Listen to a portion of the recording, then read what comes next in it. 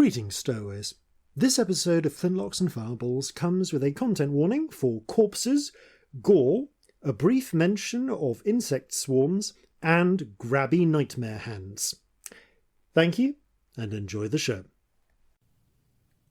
Greetings and salutations, and welcome to Flintlocks and Fireballs, where a handful of mad actors will attempt to survive the treacherous depths of Dungeons and Dragons. I am your host and Dungeon Master Jason Phelps, and I am joined, as ever, by Robbie, we sit together, Bellekom, Sam, the mountain and I, Burns, and Ellie, until only the mountain remains, Sparrow. I am a hill, so this works perfectly, just saying. So, points to anyone who has heard that poem before. Why is it that today's 3? Because I couldn't think of anything. Yay! Yay! Speaking of not being able to think of anything... It's time for us to turn to the mists of time, and possibly to Lipo from the Yang collection, and demand, future us, what messages from the present? This post-festive hangover is brought to you by Dionysus, me. Remember, enjoy the wine and laughter, but be ready for the morning after. Oh, and apparently I'm also supposed to tell you that this episode of Flintlocks and Fireballs is brought to you by the crew members of the Flintlocks Patreon, who help keep the ship sailing, so well done you. There's a wealth of extra content and bonus features available for patrons, regular blog posts, extra stories narrated by the cast, artwork, and a monthly poll for the community to design an element to go into the game. You can check it out at patreon.com/Flintlocks and Fireballs, link in the description. Now I suppose I'd better hand you back to future Jason with messages from the present. Just a reminder that last week's bonus content is in canon and comes between this episode and episode 127. So if you haven't already, you may wish to go back and listen to that. You can catch it in video format on our YouTube channel as well, or on our Twitch channel, twitch.tv/Flintlocks and Fireballs. Speaking of Twitch, a little unintended pun there, we hosted a little shanty stream for Boxing Day last week, so if you want to check that out and you haven't already, you can find it on our Twitch channel, once again twitch.tv/Flintlocks and Fireballs. It was a lot of fun to do, and we loved having our stowaways there in the chat, so maybe we'll do more things like that in the future. Stay tuned. We are an affiliate of Zavi, fine producers of nerdy garments and handy household items. Remember, you can click through the affiliate link in the description and use code Flintlocks20 to take 20% off clothing and Flintlocks10 to take 10% off not clothing. Once again, we are involved with the online group heist game, Agent Venture. The most fun you can have on a Zoom call while keeping your shirt on. Pull off a heist, infiltrate a base, and save the world with only a laptop, an internet connection, and your socially distant friends. Check out the link in the description. And that's it from me this time. Back to you, past Jason. Well, gee, gosh, golly, golly hoppers, I hope the future us was able to come up with more interesting things than that. I'm sure they will. It's December, folks. We're all tired. It's December and we Will it work in still be entertainment December? in the pandemic, and we're all currently working for the same company flat out for hours and hours and hours and hours. I'm also a student at the same time. Yes. Me and Jason do do a less lot of hours the than behind you, the scenes for said company. We're very You've tired. got a lot on. We're very happy to have the work, don't get yes. me wrong. But The fact that we're there's a in lot work is going on. insane. Oh, yeah. But, yeah. Ooh. Speaking of insanity, one little thing from past me that is worth mentioning is a Patreon item or element actually slipped by under the radar without me getting to mention it because we were pressed for time and I actually just forgot to say. So, if you have not watched the previous episode's bonus content, the Dragon Meat 2020 special, The Still World, go watch that before you... It's great. Before you listen to this, or you can hear it because it probably came before this if you're listening to everything in order through some sort of pod listening to app. Now... Through a device. Through your device. I've learned to hate calling things devices. Anyway, we'll briefly recover what happened in there, but that episode is in canon and also featured an element designed by the crewmates on our Patreon, because each week, each month per week over the course of the month. Each week would be very tiring. Yes.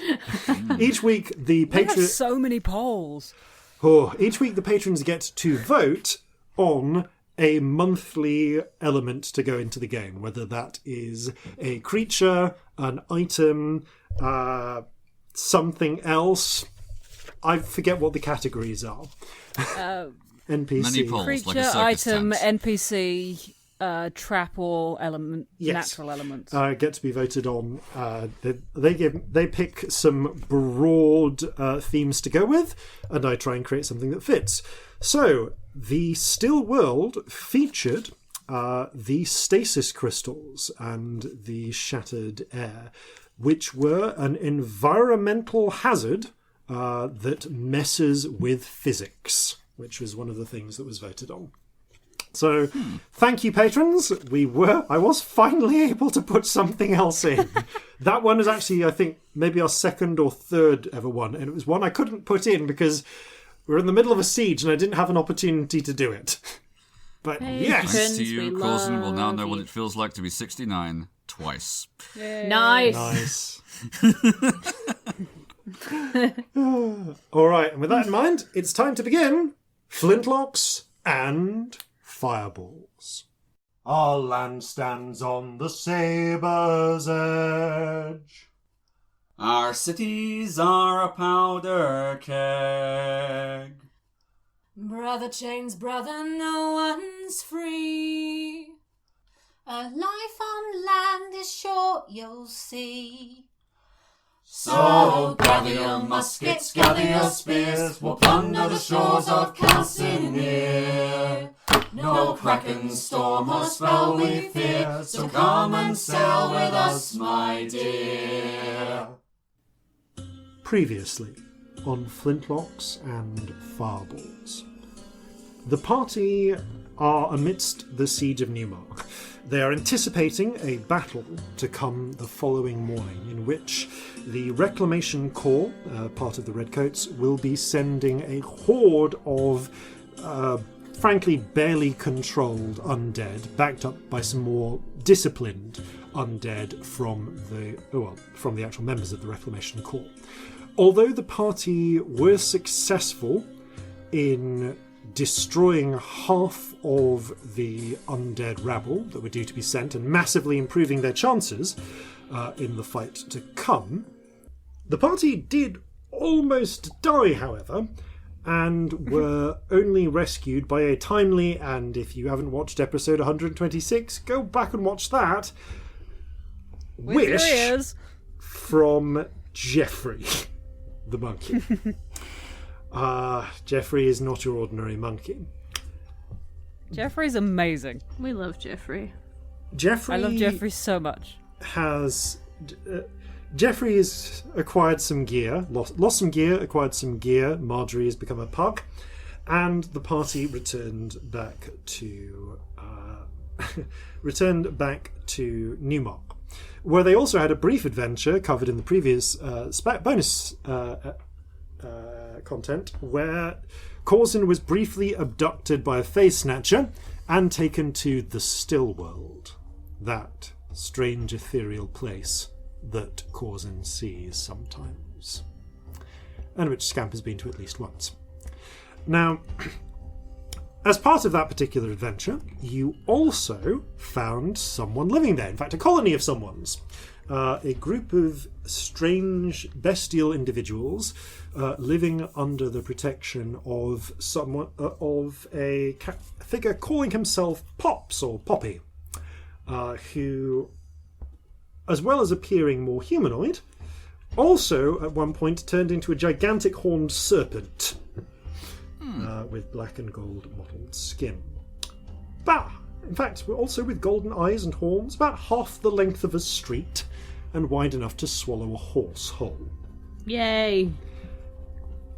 as part of your agreement with him, in exchange for helping him escape the still world, along with his colony of strange little companions who briefly turned into flies to accompany him out, he has agreed to do you a favour, terms to be negotiated. You have just now stepped back into the world. Also, incidentally, who was it who drank the potion in the end? I think it was Corzin. I want to say Corzin. Yeah. Corzin. Yeah. Actually, no. It just gives you one use of that spell. So that is that done. Unfortunately for you. But if you were to drink this potion again while in the living world, where you were able to get more of it, you would then be able to travel into the still world and back once. And re-emerge wherever on the other side you would be. Now, it's about this point I'm going to very gently retcon a couple of things. Having emerged, you find yourselves in the middle of, well, just slightly down an alleyway in a street. Clara, bending over, coughs a few times, and you see in an instant her withered and ancient appearance resolves back into that of the 8-year-old you know. Oh, I'm really glad that actually worked. It's not the first time. How many times has this happened to you? Oh, any time I use it to travel. I prefer not to go there too much. I can see why, yeah. goodness. Yeah. You normally travel through the Dreamfold, don't you? It's a little bit more comfortable. Okay, good. Just checking every time you travelled you weren't doing that to yourself, because that would be very bad. It was not fun.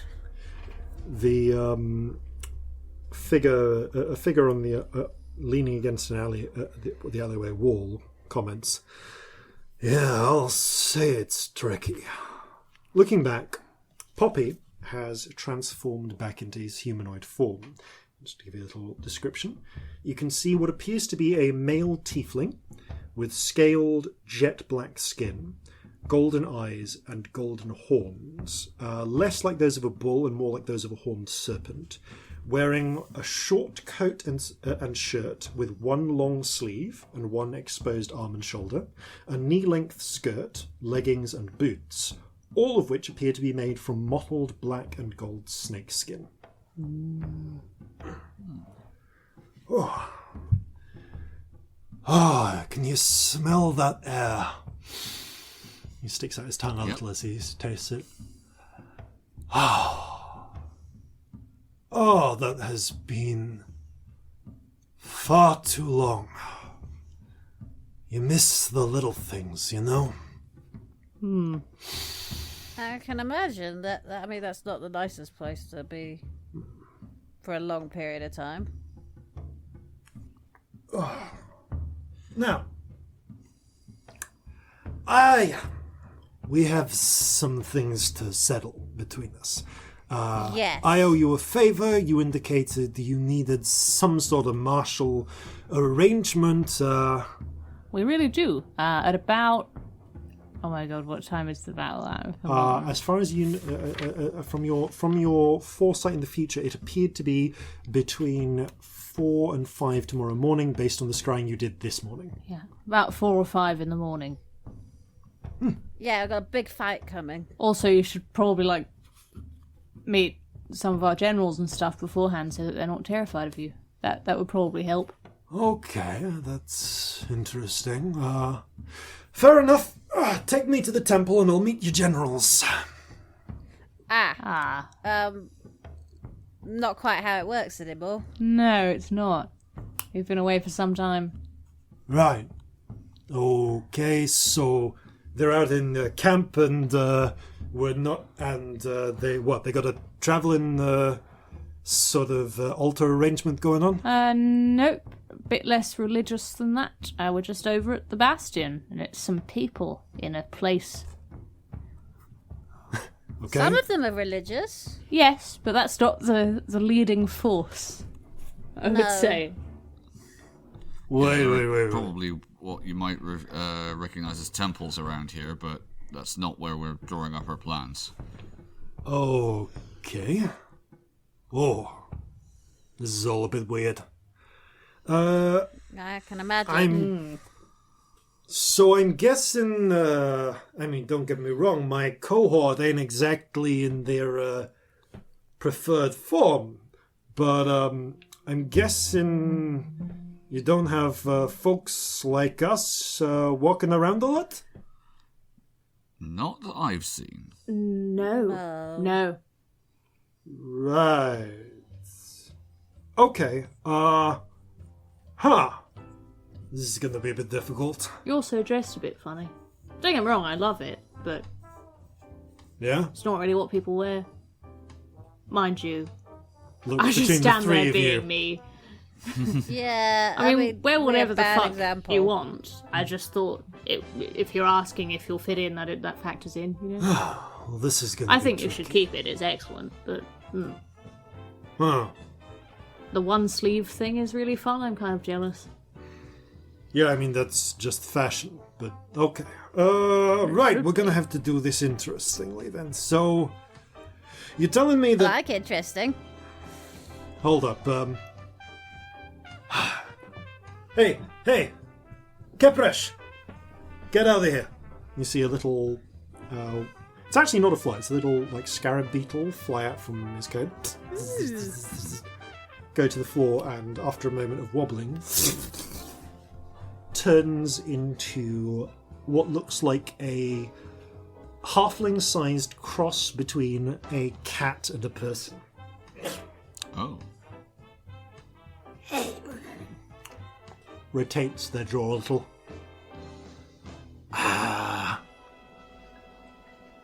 Oh, it's kind of nice to be out in the sun again, boss. Yeah. Listen, apparently, so you're telling me that folks like Kepresh here, not seen anyone like that before? Yeah, I've never met anyone who looks like you, Oh. Fresh. Okay, do you Not want... trying to be rude, it's just... Pleased to make your acquaintance, though. Hello. Celestia Stardust, nice to Hi. meet you. Nice. Shake a Reaches hand, up. Paul. Curious by the hand, but reaches up and waves it in the air near you. Oh, that's not a thing, is it? Interesting. Okay. They didn't shake hands I wonder back when then. that came around. I don't know. That was also weird with the Achim, though, so shaking hands could be weird with lots of people. Yeah, I mean, it's not universal, is it? Yeah. Boss, I just wonder if it's a time or place thing, you know? yeah, this is all a little weird. So they're saying they need to see no one like us? I'm getting that feeling, Kepresh. Okay. Do the other thing. Okay. What's the other thing? Kepresh seems to just disjoint a little and shift until he appears to be a kind of mottled brown and orange furred cat, like a house cat. Opens the cat mouth. Okay. Do these things still exist? The cat's still a thing? Cats are still Yeah. a thing. Yes, they Yeah, don't they still tend to exist. talk. They don't tend to talk, so you will Tend to. scare people, but that might be really fun. So, I mean, are we actually going to go to our generals and say, here is an army of cats? please, Please trust us can we in go to everything we Olsen and do. tell him we found an the army of cats talking aren't- cats? Okay, listen, we ain't gonna keep the cat forms for those, but... Hold on, I can't keep up a mess polymorph for very long, so if you give me a moment... Opens his coat. A swarm of little locusts and scarab beetles come out, hit the walls, and start transforming into about 100 cat-like, rat-like, snake-like, or insect-like creatures, but all with a humanoid twist to them. Filling up the alleyway. Okay, seems things are a little different to how we left them. Yeah. Ain't no one seen someone like me before. What? You're telling me there's no cats? No, like me as I actually look. What? There's no cats, but there's no... Yes! There are a few others. Yes! Yeah, you hear what they say. Low profile, everybody. There's an uncomfortable crunching and squelching sound. So if 100 of them just come out and he's like, low profile, guys. And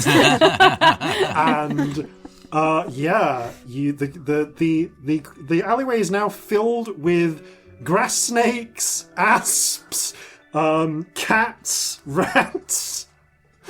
There's some like very large looking insects, like the meanest, largest cockroaches you've ever seen. But there's a cockroach that's the size of little Corzin. Alton's gonna have an aneurysm, and I'm very excited. Is anyone else excited?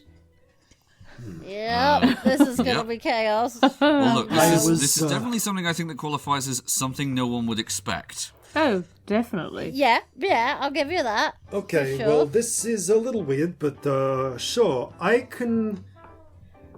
You still have mercenaries, right? People who fight for money and so on? Yes, that's okay, the thing. we do that. We do that thing. I guess that has never changed. Bloody hell. I go as your representative. Listen, I'm happy to go then. Kid, why don't we talk this over at your temple? My temple? I assume... Do you have at least a temporary one set up? For who? Why would we do this at a temple? I'm confused. Why would I have a temple? It's a narrowing of the eyes. And just a moment as... Why would I have a temple? Should I have a temple? I think you are the goat lord. Poppy You starts should, but, you know. Kid, you're not the goat lord. No, I'm not. No, that was just when I had a hat that looked like one. But should I have a temple? Should I have had a temple this whole time? I really hope so. Hold on, you're I'll not return actually to the books. shitting me, are you? No, No. this is genuine Really? confusion. You see him pinch the bridge of his nose. I need a fucking steak. Okay. Sorry, I assumed that all of the oblivious shit before that was a negotiating ploy to get me to... You really... So, you don't have a temple. These two are not your high priests.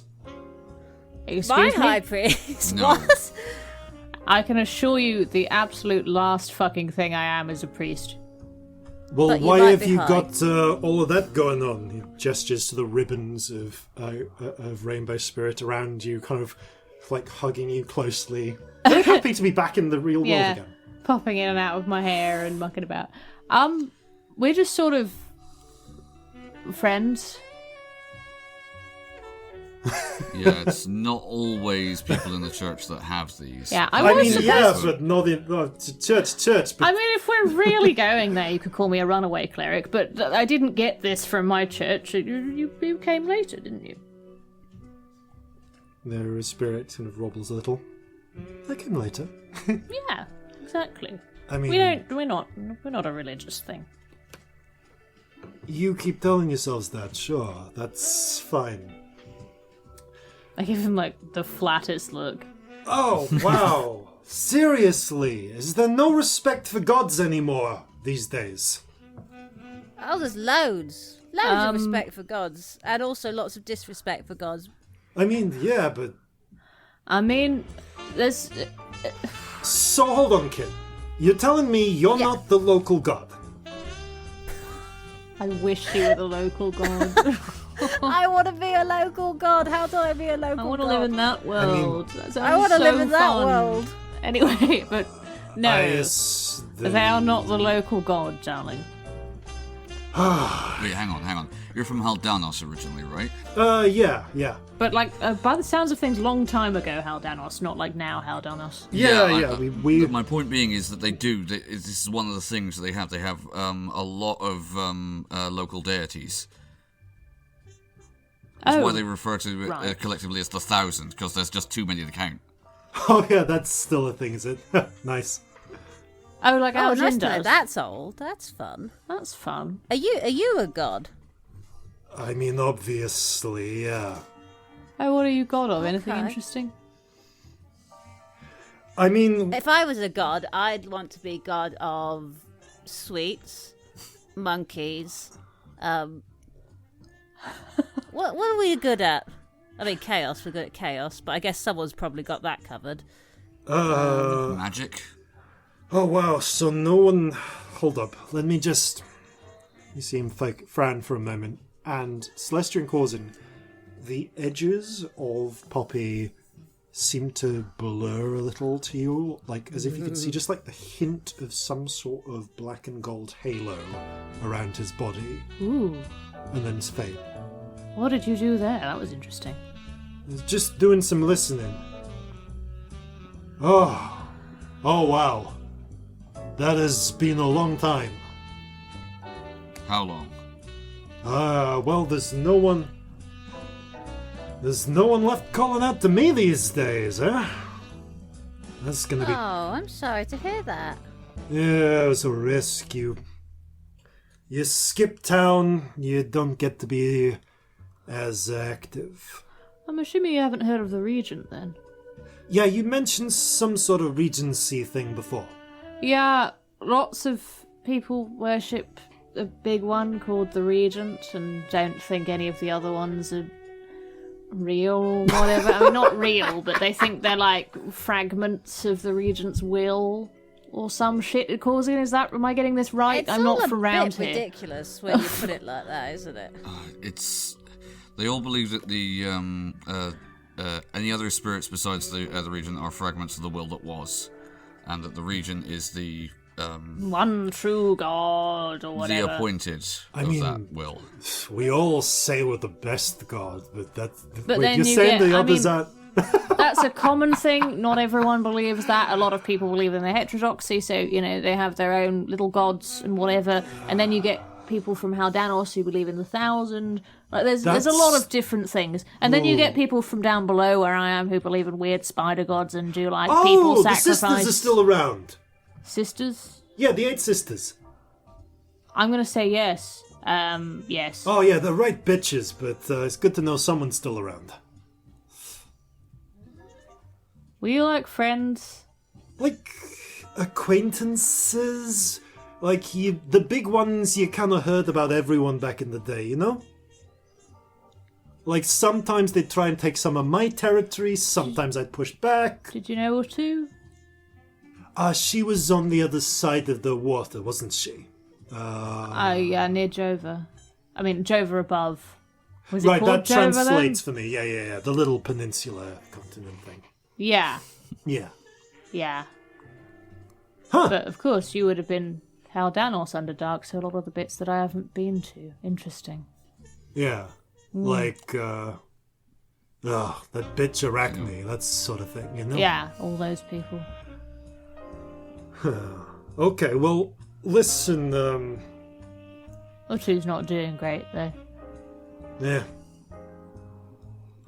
I have mixed feelings about that. Listen, kid. Yeah. Alright. I don't know if something's messed with your memories or what. You look weird I died to me. once. I've been clearly working on some false assumptions. Pro tip for you, don't give anyone your real name. Oh, I don't know it. That's alright. Smart move. Let's just say it can make things complicated. Go by titles. Okay. Titles work. They used to call me the Sun Eater. Ooh. Right. Why? Did you eat many suns? Yeah, sometimes I eat Wait, the sun. how are you spelling sun? Like, the points up. That thing. Okay, that's... Sometimes I I don't know eat if the that's sun. better or worse. How? It's still there. Yeah, it comes back. Make eclipses? Do you shit it out again? Does that hurt? Or is this just sort of like a metaphor for nighttime? Well, I've heard an eclipse described as the sun being eaten because it's like a little bit.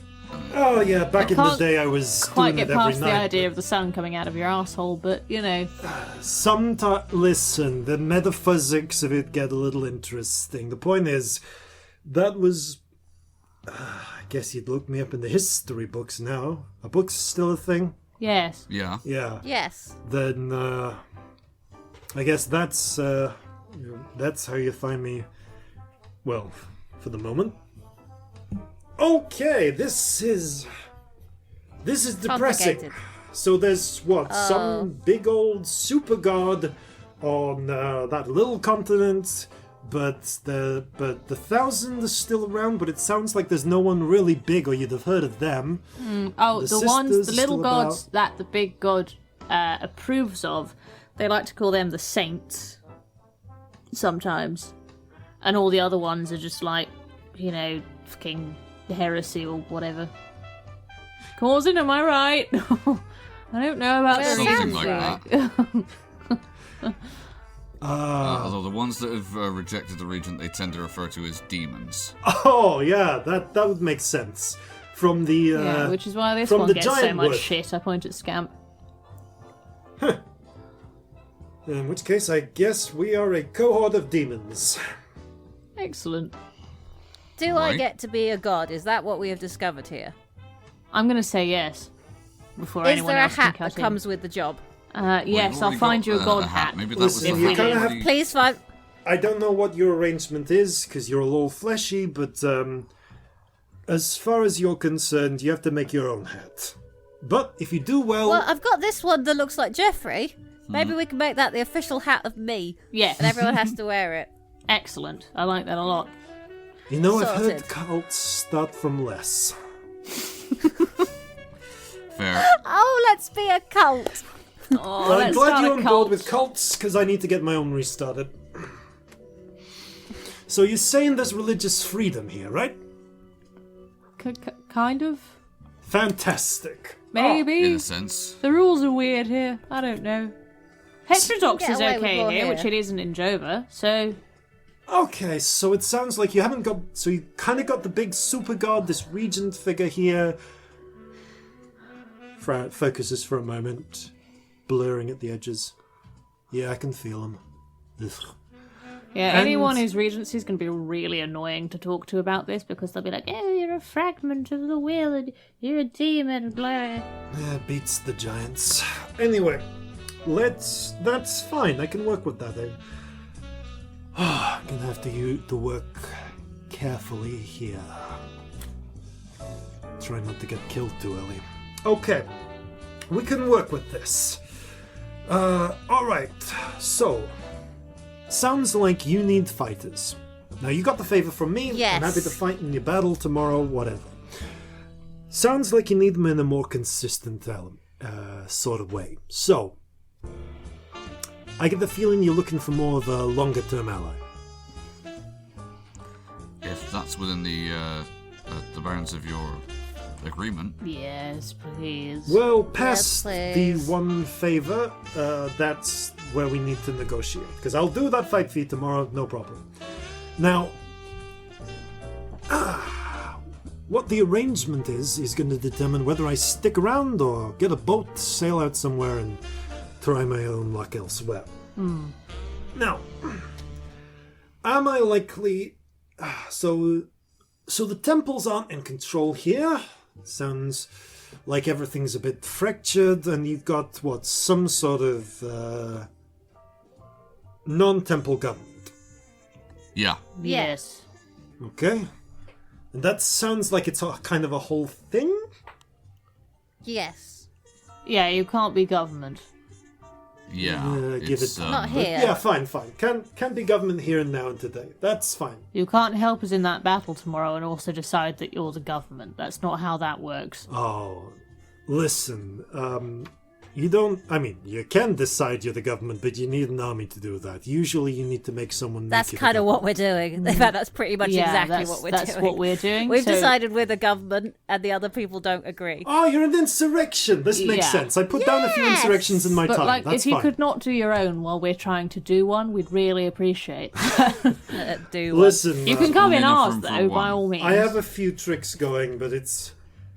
Oh, boy, it's gonna take time to build up to what I'm used to. That's fair.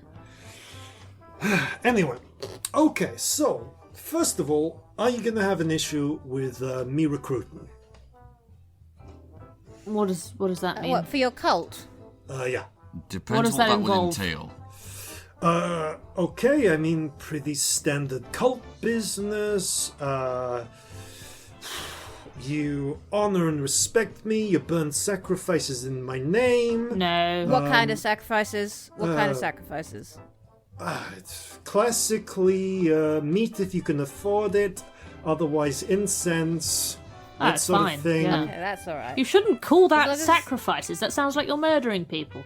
You should sell that Well, better. sacrifices Come on. can be like animals as well. You which were is raised still with the pretty bad, sisters, but it right? could be Yeah. sausages. Well, Oh yeah. think No. about Aojin. He sacrifices the chickens to the whatever god. To the 1,000, yeah. Yeah. Okay. Yeah. So, human sacrifices are. Don't get me wrong. Yes. They're great and they're a good kick, but they're not good optics. People No, tend to that get tends picky to about paint that you as rather sort the of bad thing. guys irrevocably in the eyes of some. Yeah, I mean, like, Including us, Dan. And just throw to be that out clear, there. no other, like, not just humans. There's plenty of others that you just know, dwarves, or elves, Humanoids. sorry.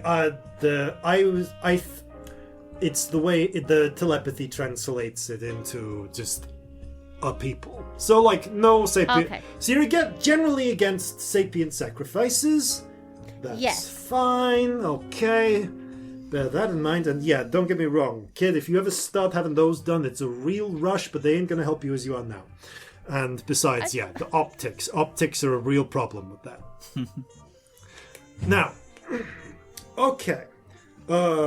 And of course, potentially, do things, fight in my name, all that stuff. What would you fight for? Me. So long if anyone tried to murder you or whatever. But what are your, like, tenants? Is that the word? That they Yes. used when Oh, we did the right, whole tenants. I mean, I got a bit of a unique opportunity at the moment, but in the old days, what I'm used to, the classics: honor in battle, eating the sun, moving unseen, rebirth. The good stuff. Okay. Right. This eating of the sun, what form does it take? Are we talking about, like, eclipses, or are we talking about literally making the sun go away?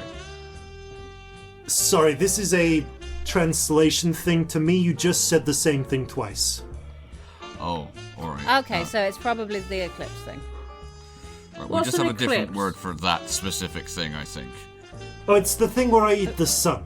And it goes away for a bit, and sorry, then when I- I'm done eating the sun, I put it back. I've not been with the sun for that long, so this is actually quite confusing. Yes, sometimes I eat the sun and it goes dark. It just becomes night in the middle of the day. You put it back again and everything's fine? Yeah, it's quite spicy, I can imagine. Can I roll a luck check to see if Corzin has actually witnessed a solar eclipse? Yes, roll a luck check. I didn't think I'd have a fucking idea what a solar eclipse is. No. 18. Snow was a shock, you know? I mean, you've lived for 60, for nearly 60 years. So There's one almost every month somewhere. almost every month somewhere. But it's the old question: if are you in the right place? In my lifetime, 3 have happened. Like 2 or 3 have happened. So I'm going to say 18. Yeah, you've seen it. You've seen probably at least a partial eclipse, if not a total one. Okay. Yeah, I think I've seen the thing that they're describing, and yes, the sun does come back. It only appears to go away for a little while. It's disconcerting because everything is telling you that it should be day, including like what everybody's doing. But like the birds go quiet, and everything just sort of seems to stop because obviously this doesn't usually happen. That sounds awful. Weird, but not the end of the world. Yeah, No, as it's long not as it like fixes apocalyptic. itself, The sun that's goes okay. away and never comes back. You do have to promise to give it back. Listen, eating the sun is a rush, and it's great. But actually, if I don't give it back, everything dies. We learned that one the hard way. What?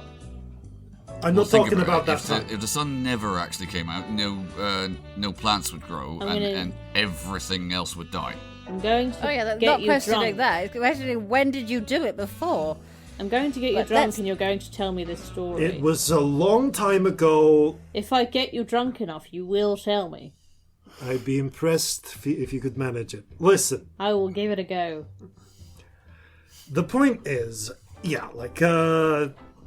valor, honor in combat, fight, sneaky, moving unseen, eating the sun, rebirth, the classics, you know? What's Rebirth one? What's that about?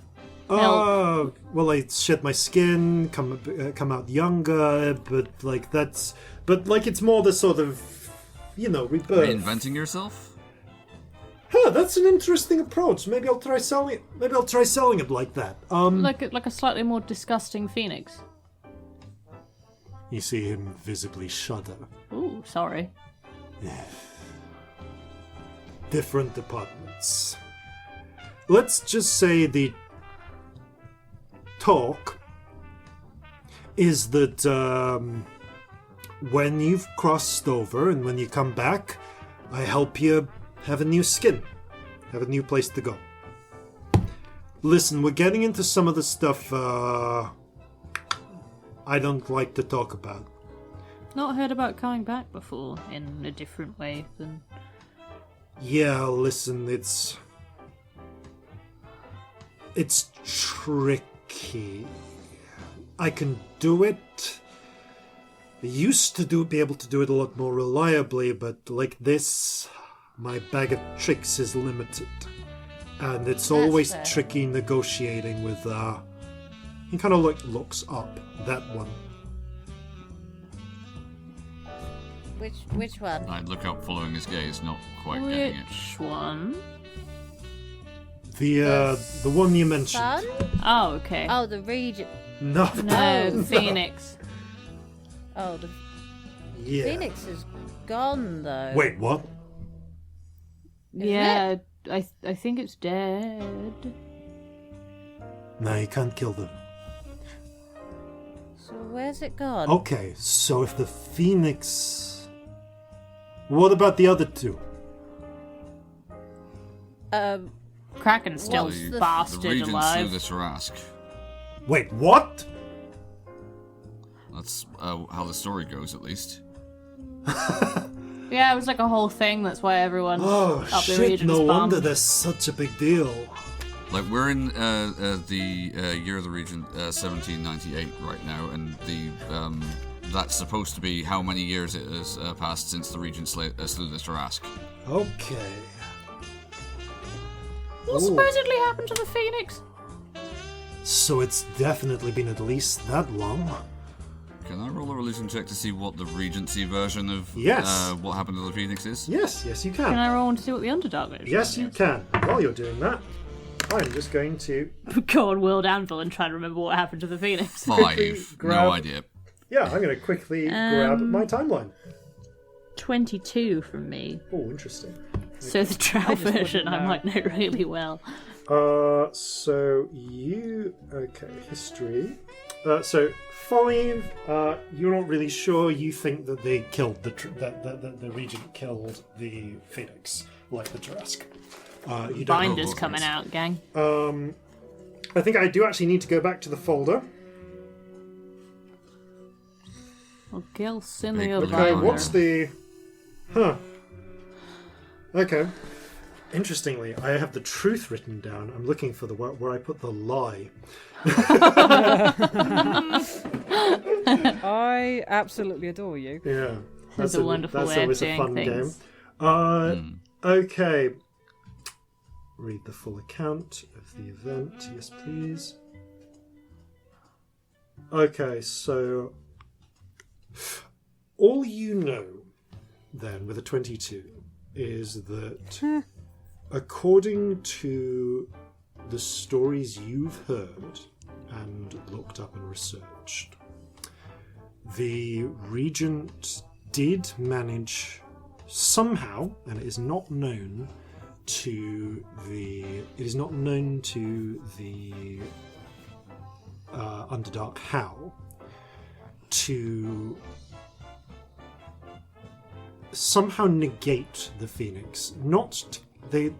You're aware that they weren't killed, although this is a popular myth, but somehow either put into an eternal sleep or imprisoned. Though you've heard a legend that they were buried under a mountain. Heard a few versions. Not killed. I must have missed that Imprisoned, part of Regent's Day or School. like sleeping forever, or shoved under a mountain and left there. Shoved under a mountain. Did they take out the Teresk first?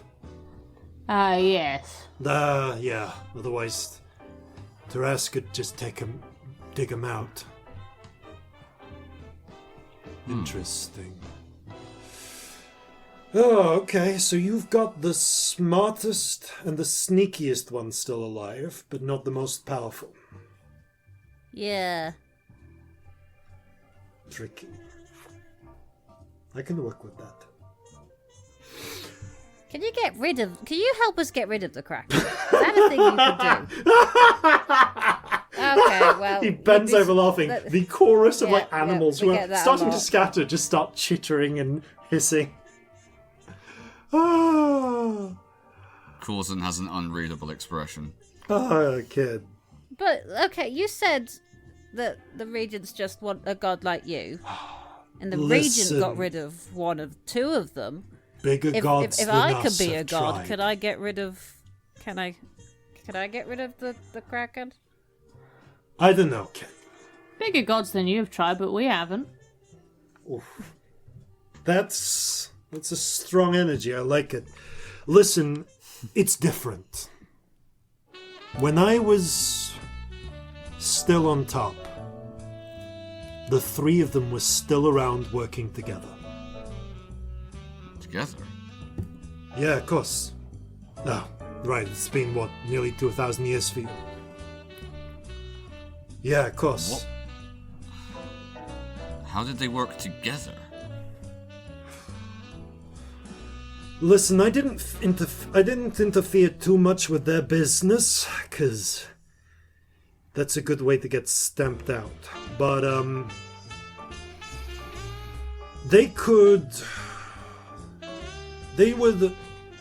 some people call them the Fates. They shaped the world. They were around long before I was, and as far as I knew, they were going to be around long after. They had different things. Evidently somebody had other ideas. The Kraken, well, she could see the tides of time. She could find out what your fate would be. And the other two would change it. The Phoenix, probably the most destructive of the three. And the Gatekeeper as well. No one got back from the edge without her say-so. Actually, sorry, without their say-so. As for the Teresk, I never interacted with them. They said she was one of the kinder ones. The kindest. Not the most destructive, maybe the most powerful. But if you enraged them, if you got in their way, the Kraken would bring you death from the sea, the Phoenix from the sky, and when it was done, the Teresk could put a forest over you, so no one would ever find you again. Okay, well... When they were ruling the world and running everything and all that stuff, what was the goal? Dunno. I couldn't see the future. No one can but the Kraken. Yeah, no one can. Eyes narrow. Roll a deception check if you want to hide that. Yeah, go on. Oh, like 11. Eyes narrow for a moment. Slow nod. Anyway, that is beside your current mission. Yeah, but Like you say, you're doing an insurrection, you're carving out your own little empire. That's fine. Oh, it's not for us. We're doing it for some friends. We're gonna bugger off after. Huh. Yeah, I have met figures about as weird. We're pretty weird. Okay. Yeah, I'll give you this fair. Do you still do the choice? What? Ooh, What choice? what's the choice? In battle, you defeat someone, you give them the choice. No, what's that? Yeesh, you're all barbarians, huh? Is Wow. it the choice of being taken prisoner or being executed or what? Okay, so you got something similar. Yeah, it's quick honorable death or join my ranks and serve me. Oh, not quite the No, same. that would be lovely. There are parallels, but not exactly. Huh. Alright. Well, suppose you can't be perfect. I was worried for a moment you were like those barbarians that just leave people to die. That happens sometimes. Okay, I can see that I need to teach some people about valor and honor. That's fine. We can get to the sun eating later. Plenty of time. Yeah. Sun's still gonna be there. Until I eat it. Hopefully. Yeah, until you eat it. Sorry, it's kind of a core part of my whole thing. I keep coming no, back it's to fine. it. What does it look like? Like, do If you we're have to gonna get do it, really yeah. big? Yeah. Huh. Also, not as hard to do it as I am now. But there's some stuff, frankly. I've been a little looser with my tongues than I would be normally, because I thought you kid We're very were charming. like me. So I've been working on some I'm assumptions. kind of worried I am, to be honest. I think maybe we need to have a chat at some point after this. Okay. Sure, we can have our own chat on a separate time. We know loads of things we shouldn't know. I wouldn't worry. Yeah, we're very good at keeping secrets. Yeah, loads. Good. Because you're the people who, well, who knows if they're still around? Doesn't matter. Who? Who? Oh, there used to be organizations that hunt down people who knew too much. Oh, like, I'm sure Almost there are. certainly. We haven't heard of any, but that feels like a thing that would exist, doesn't it? Yeah. Too And much it feels about like a what, kind of thing though? we wouldn't have heard about if it did. Yeah. That's the question. Kind of in the job description. If we've heard of them, they're not doing well, are they? Yeah, exactly. Right then. Whew. So, are my goals gonna be a problem? It doesn't sound like it. No. As long as you don't hurt anyone, it don't sounds think kind of so. fine, really. I mean, I'm literally going to hurt so many people, but that's the mercenary thing. Other than that, though. Okay. Sounds like things are pretty stable here then. Any big social taboos I should be aware of? Oh, probably loads, but I don't know what you're not aware of. We're very bad at social things as well. Yeah, have you seen me? Yes. Like, It's a nice job, by the way. Did you kill it yourself? Pointing to the dragon skin. no, actually. No, I didn't. No one's perfect. Well, perhaps if you tell us what was a social taboo where you came from, we can we might have some frame of reference here. Okay. Do you eat people? No. No. Don't eat people. Eating people's bad. Again, one of those things There which are is some kind of places cool where but it- bad optics. Also, There I are feel places where it is encouraged, but we don't go there because they aren't nice. Yeah. interesting. Okay. In the interests of honesty, I should tell you I have been eating some people while I've been in this while I was in the other place on account of nothing dead actually survives there. It rots too quickly. You've got to eat people alive.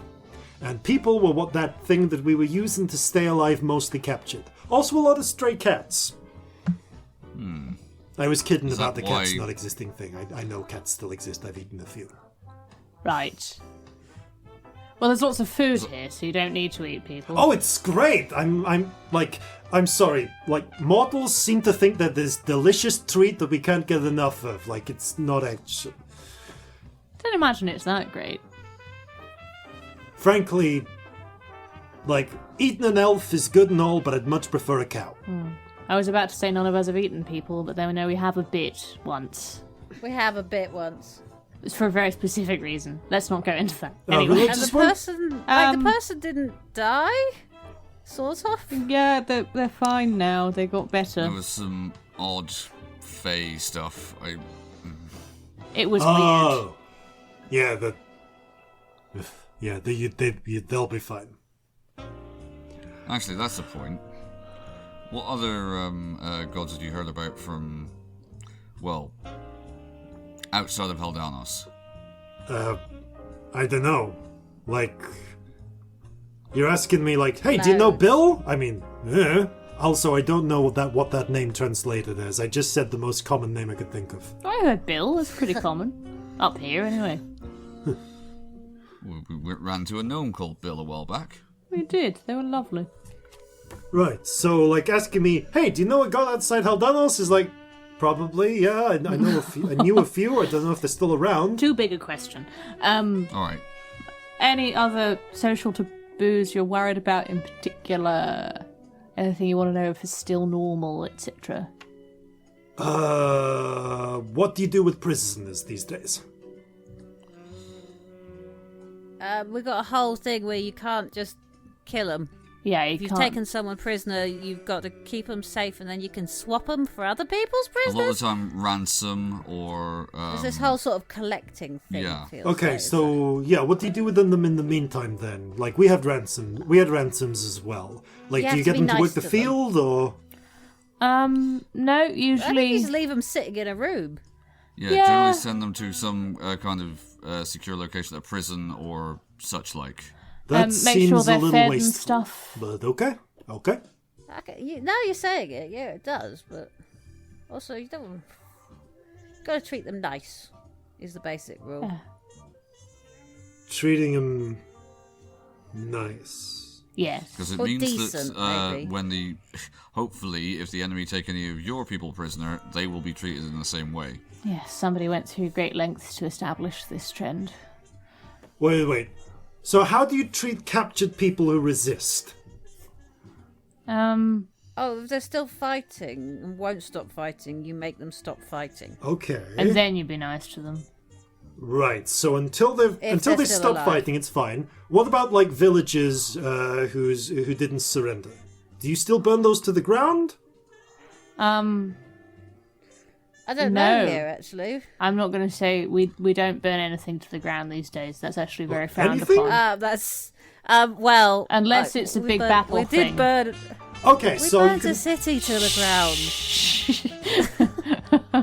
so like sometimes it's okay to. That was like a one-time situation. It's very It's really exceptional. contextual. Yeah. It really depends I feel what's like I'm gonna happening. have to play this one by ear. Yeah. I just say, Yeah, I like think generally so. speaking, we wouldn't, but... Yeah. But we totally did. Generally, just please don't burn anything to the ground. Yeah. So please. like, okay, so massacres are out. Massacres are super out. Yes. We hate massacres. Okay, I mean, I personally Like, don't get always me wrong, thought they were a wars little happen, massacres wasteful, bad. but that's fine. Okay, huh? You really don't do massacres anymore? No. Not Everyone no. did massacres in my time. No, we play cards now. I suppose that's fair. And get drunk and But like, if you don't kill Do a conquered birthdays. people, how do you stop them rising up against you? You're nice to them. Yeah, you'd be better than the people that were ruling over them That beforehand. seems like a. I mean, I don't be. I'm missing some strings here because like everyone was doing the massacring thing. Nobody's doing the massacring figure it thing out. now. So wait, you're telling me massacres have gone out of vogue? Yes. Because there was this Yes. time we captured this island, we butchered everyone on it, we took the rest slaves. No. We don't none do of that. No. Okay. That's bad. Is slavery still a thing? Not no, here. actually here. Wait, so It is in so some that's places, not a but thing. we're trying to get rid of it. Yeah. Are Yeah. taxes still a thing? Yes. Yes. Okay, so we can tax. So you can tax people, but you can't whip them if they don't work in the mines. Exactly what you just said, yeah. Yes. Yeah. This is a weird system to me. No, I can see. You'll get used to it. Might be. Don't have to hit people in order. Never mind. I mean, did you not have any like great things achieved by like treating people well? Oh yeah, and yeah. paying Like them good? cousin of mine built these huge stone structures, all with paid labor. Like it's, Yes, you can't actually really that get sort of thing. Oh yeah, you like seriously, like it's actually really in the like it's variable efficiency using like forcing people to do stuff. Also, because they don't like- want to do it. like- Good but- work done. bad. What do you mean by the? But it's not your people. Like obviously you don't want to There's do that to still your people. People, you twat. So it's not okay to do this to your enemies. No, just don't do it. It's a shitty, stupid person thing to do. It's horrible. Don't be a dick. Hold on, have ethics changed this much in 2,000 years? Yes, apparently. I mean, It would seem there so. are a lot of people who don't agree with us, but we are trying to change that, and there are a lot of people trying to change Oh, that. so that's your whole thing. Yes, but not just us. Lots. No, and but lots you of- said you were trying to do a thing and move away. You're one of those, I guess, demigods, like whatever you are. Right. That's I'm gonna what say you're trying yes. to This is a bit of an inflated way of putting it. Okay. No, okay. I want to help you. I want to help you out. You help me escape. I want to help you build your cult. So let's do this whole cult of freedom thing that you seem to be to care I about. mean, yeah, let's call it that, because that sounds great. Why not? Fuck it. Yes. Okay. I'm gonna say yes. Yes, and that's what you do, isn't it? Yep. Doesn't That is sound how I live right. my life. Do you have like another word for freedom that you're big fond of here? Liberty. Cult of Yeah. liberty. Oh, excellent. Oh, okay. we love the word liberty. We've done a Let's- couple of revolutions now. Oh, okay. No, that's fine. Like I say, I remember back when I was starting out, I could have used the more experienced God helping me. So, fine. I'll train people how to fight with honor and eat the sun, and you can push your liberty cult. Okay. Cool. Alright. Okay.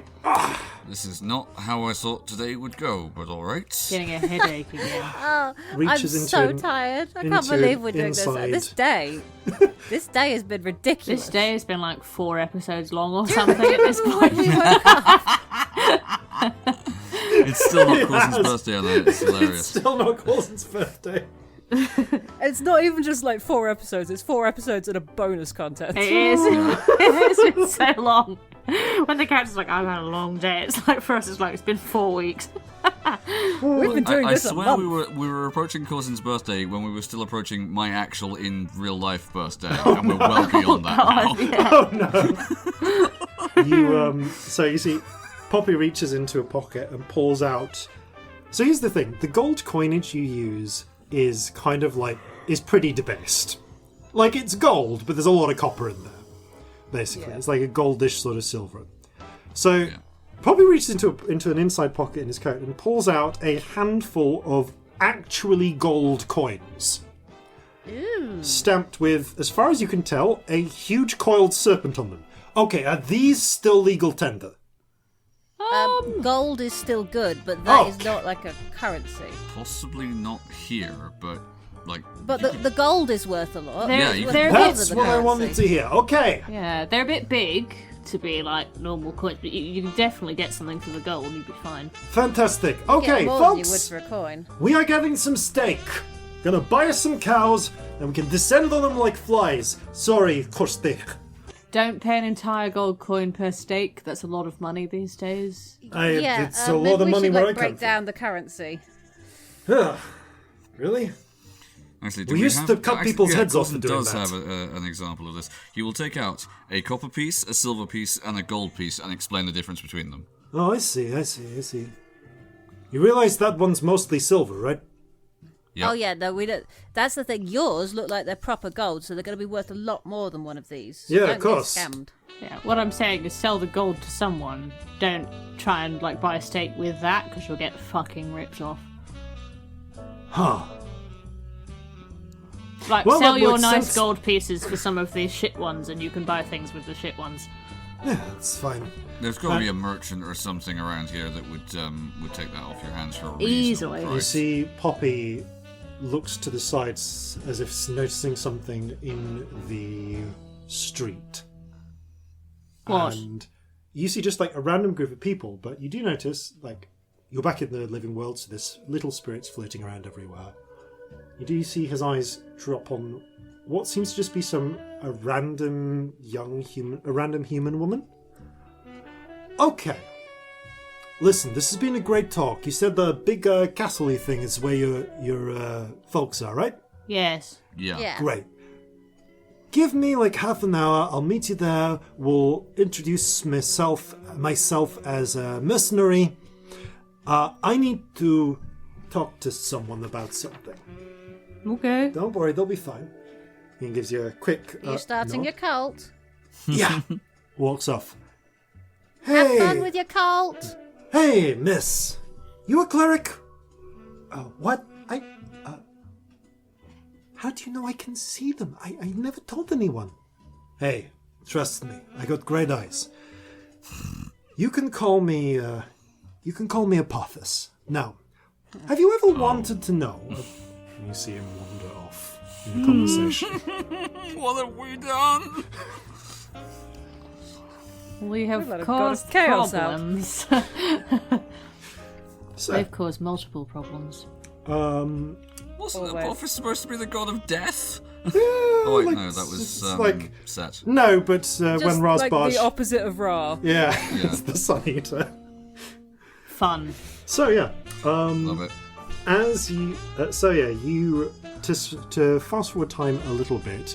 In about half an hour, you will meet up with him and introduce him to the Bastion people. Battery people. Let me say now. We'll gloss over that. Is there anything else you want to do? It doesn't take a lot of preparation before you go to sleep. When do I need to do Mirage? If you still have your 7th level spell, Yeah, I do. you can set it off before you go to sleep. I will do that before I go to sleep. Also, when I go to sleep, I want to pop in on Reginald to ask him to send Colonel Tompkins a weird Yes, you can use nightmare. a dream. Yeah. Yep. So I have literally 2 high-level spells left, we so that's all will I can play do. those but- out in a moment. Yeah, but I think they should be last because yes. they're literally before Corzin sleep. and Scamp, So. do you have anything you want to do? I want to have a word with Celestia before bed, but other okay. than that. We'll come to that in between Celestia's castings. Don't think there's anything I need to do. Okay, you spend a little bit of time with Molly. Yep. Okay, Scamp. Celestia, first of all, describe what you do with your first Mirage I Arcane. need to look at the plan to know what I do with it. I'm sorry, I've got it written down. I can't remember where we said the first one was. So the first Oh one, God, if I where's remem- my plan notes? So if I remember correctly... There it is. Okay. Okay, yeah. Yeah. But if you remember, please If I remember start correctly, talking. you wanted to cast it on the entire waterfront except for the east side initially. Yes, Yeah. and then change it Yes, later. Yeah. Yes. Okay. So, We have a plan, stowaways. what do you Go want? us. I know. Let's see how well it works. unlike what do you us. want to? What effect do you want to create with Mirage? Oh, Arcane? like Screaming Hellscape. Okay, as always. so Oh, or shall I do something else and then change it to a Screaming Hellscape? What do you think? Anything that will really disturb their sleep is good. Yeah. Like, This goes but both not ways. ours, It will also ideally, disturb our that's the sleep. thing. What was that? We need something that won't disturb us, but will disturb them, ideally.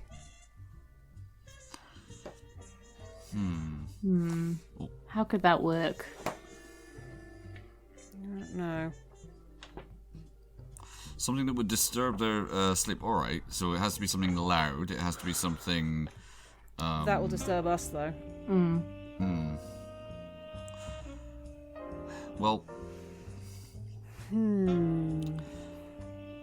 I think actually the the revolutionary music is probably your best bet, because it's something that will hopefully bolster our troops' morale, but sap theirs. Yeah. I'm We also have a big tempted to old just image make of it. a whole bunch of gods on our side. Yeah. I'm also tempted to just make it loads of eyes looking at them, because I feel like that would disturb my sleep. Yeah, Oh yeah, that'll that'd do be it. horrifying. That'll do it. Like, just have loads and loads of eyes just all looking at Guernsey. Yeah, make them look All a little over bit everything. accusingly. Yeah. I'd find it hard to sleep with that going on. Plus, yeah, revolutionary Eyes on music. Guernsey. Okay. As you stand on the edge of the water. Like nothing else, just loads of eyes and revolutionary music, just I feel staring. so weird about it being Guernsey. You stand on the edge of the pier for a If we moment. have any Sardian listeners, let me know, because I really want to know. As the rain is now driving, and you take a moment to focus. The ribbons of rainbow spirits Yeah. start coming closer and start actually bind around your hands, forming a pair of like rainbow gloves, like full-length gloves for a moment. This is new. What are you doing? Not sure, darling. Excellent. You ready? Ready? The big one? Big one. Okay. 3, 2, 1. I just like slap both hands on a wall, and as last time, it's like if you're doing one of those acrylic pouring YouTube videos, is Yeah. how I always Oh, yeah. picture it. But gravity defying. It goes over all the buildings. It goes along the floor. It's like that, but it spreads in very Yeah. gravity defying ways. And when it leaves, there are just eyes on long stalks just staring at Guernsey. There are eyes on every surface staring at Guernsey, very clearly looking at Guernsey and not at the Bastion. Yeah. And also revolutionary anthems just playing underneath.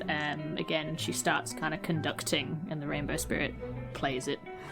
It builds, and additionally, because you specified difficult terrain, the eye tendrils grow out of the water as well, along the stalks of along the pier. In places, false land bridge points seem to appear. Water seems to run down the street as if it's breaking apart. Eye stalks just growing along all of it. You've created like a fibrous mass of tendrils and eyes. Because you specified confusing exactly where the water's edge was a bit as well. Yes. Yeah. Yeah. Yeah, we'll do that. Last time. So that. So yes, you have a weirdly revolutionarily fervent eye monster. Eye not monster. It's not creatures, but like eye terrain. Yes. And as always, it gets very wizardy and she's conducting and it takes 10 minutes and it's all very grand. And then when the spirit comes back at the end, she looks down, she sees the veins on the end of her fingers glowing rainbow, even though the spirit's not on her hands anymore. What's this? I don't know.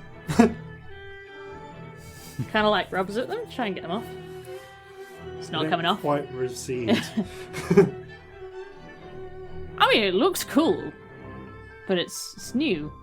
It's been very fun the last couple of days. You've always been very fun, darling. Oh. Well, that's that done. Time for sleep. Yep, time to sleep. One more thing to do with sleep, yeah? Mm-hmm. Right. And Scamp, you wanted a word, didn't you? Yeah. And find Scamp waiting for you as you approach your rooms, actually, at the inn that you're staying at. Yeah. Unless you're all in the Kraken's Bane now, potentially. I can't remember if you decided to move on to the Kraken's Bane for sleep, as well. Corzin would be wherever Molly and Little Corzin are. Little Corzin's in Seoul, but wherever yeah. Molly is would be at your stateroom then. So the pair of you might be back in your rooms in the Kraken's Den. Yeah, actually, Scamp and Celestia are sharing a room right now because Clara and Saran. So, Yes, true. Yeah. Yeah. Yes. So you'd be in my that room. Was it. Yeah. Hey. Hi. I need to talk to you about a thing. Okay. If that's alright. Everything all right? Although we're super. Yes. So today's been a bit of a day, Yes. and I think I nearly did a dying. You did a bit. And- yeah. Yeah, and I think tomorrow might. I mean, it could happen again. Any one of us. But I'm talking to you because you're the only one who can undo it. And I thought I should warn you. I don't know if it'll work on me. How do you mean? What makes you say that? You know how I've been worrying that maybe this wasn't my body to start with? Yes. I don't think it was. That doesn't mean it's not I think yours whoever now. but I know, but that doesn't mean I can get back to it. I'm just saying, if you've got a choice between me and someone else, and you've only got one lot of Phoenix down, like say it's Corzin, choose Corzin, because I don't know if I can come back. Well, I don't only have one set of Phoenix down.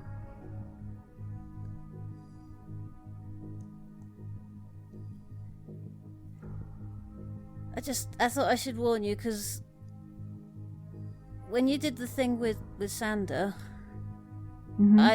I saw how much it meant that it worked. And I don't want to imagine you trying and it not working.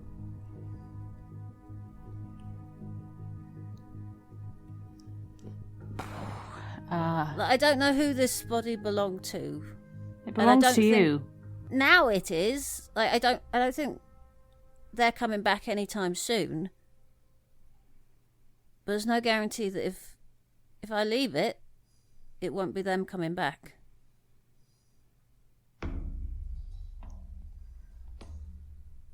Thank you for the warning. I don't know how it works. I don't know a lot about No, it, to be honest. I mean, just like talking to Poppy and Friend and Lux and Sadie, I suppose. Yeah. I think maybe I'm more like them, and this wasn't mine to begin with, but I took it. And I don't remember doing that, but it feels like maybe that is what happened. So, I thought you should know.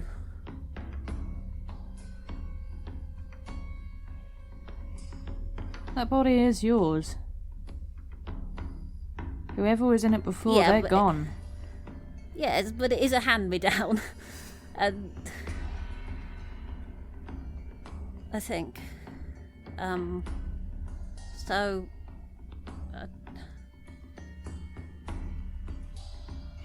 I was unconscious once, and you were worried about who was going to wake up. I'm just saying, if you That was try for very to bring me specific back- reasons.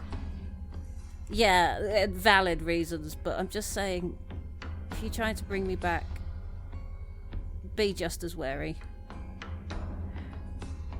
You had a dream, didn't you? That you were someone else.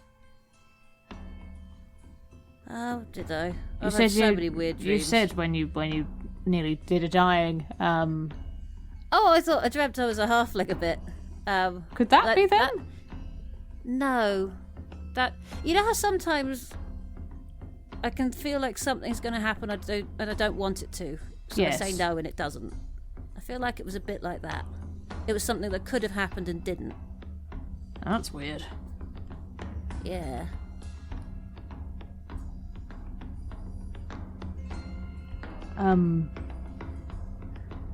I can't promise you who I will pick. Okay. But I won't have to pick, so it's okay. Yes. But if something terrible happens and you can't get me back, or someone else comes back, I need you to know it's not your fault.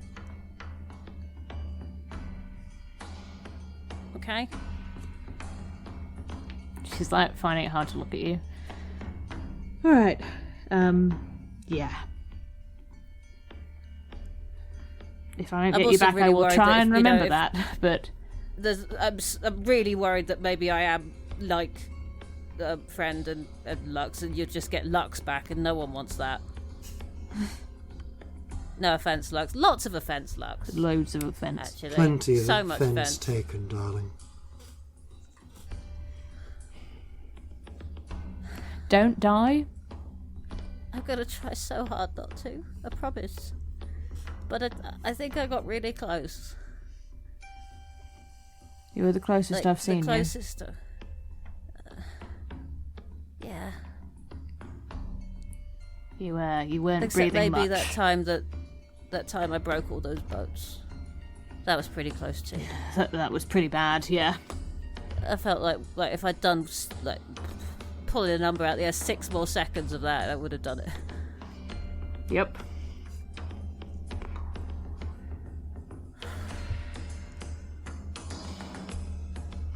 Well, thank you for the warning. I hope I don't need it. Yeah. I hope so too.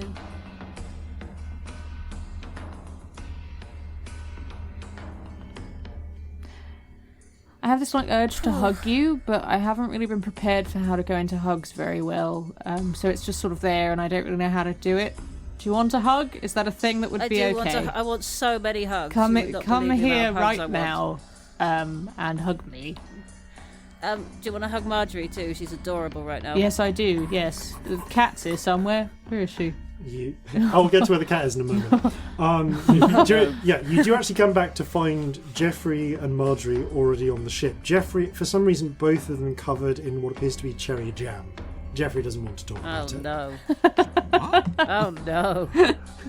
As I said, we'll get to where Stormy is in a moment. Okay. Oh, she's not here. I'm sure we'll find her in a bit. Hugs. Come here. Yeah. Maybe I'll sing tonight. I don't imagine it'll be easy for you to sleep, will it? No, not really. I'll sing. Thank you. Love you. Love you. Don't die, alright?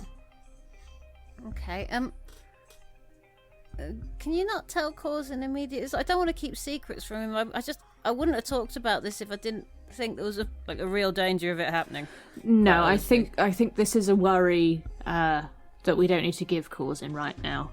Again, not He's secrets. got so much to worry about. But you warned me for a reason. The reason isn't there for him. Let's not give him an extra thing.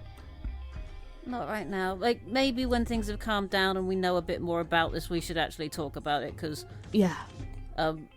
if I'm like a spirit that stole a body or something weird, we need to look into that. Because the giants could be cross with us. Fuck, yeah. That could be a real problem. Are you okay? Oh no, not even slightly. But I don't know kinda why have to I be. asked. I was just worried and I wanted to express it, so I asked if you were okay. that makes sense. I'm but so sorry. we gotta be okay. It's more than us, isn't it? Yeah. Always is. At some point, we'll get some time to not be okay. I'm both But looking that's forward not to it and now. not looking forward to it, honestly. Yeah.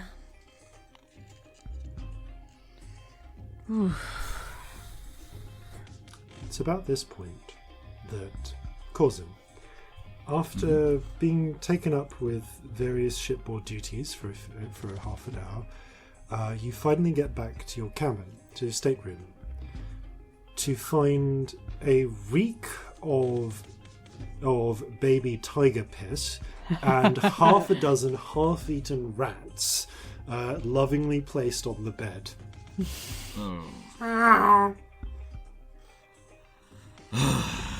Well, I suppose I can't really expect anything different, can I?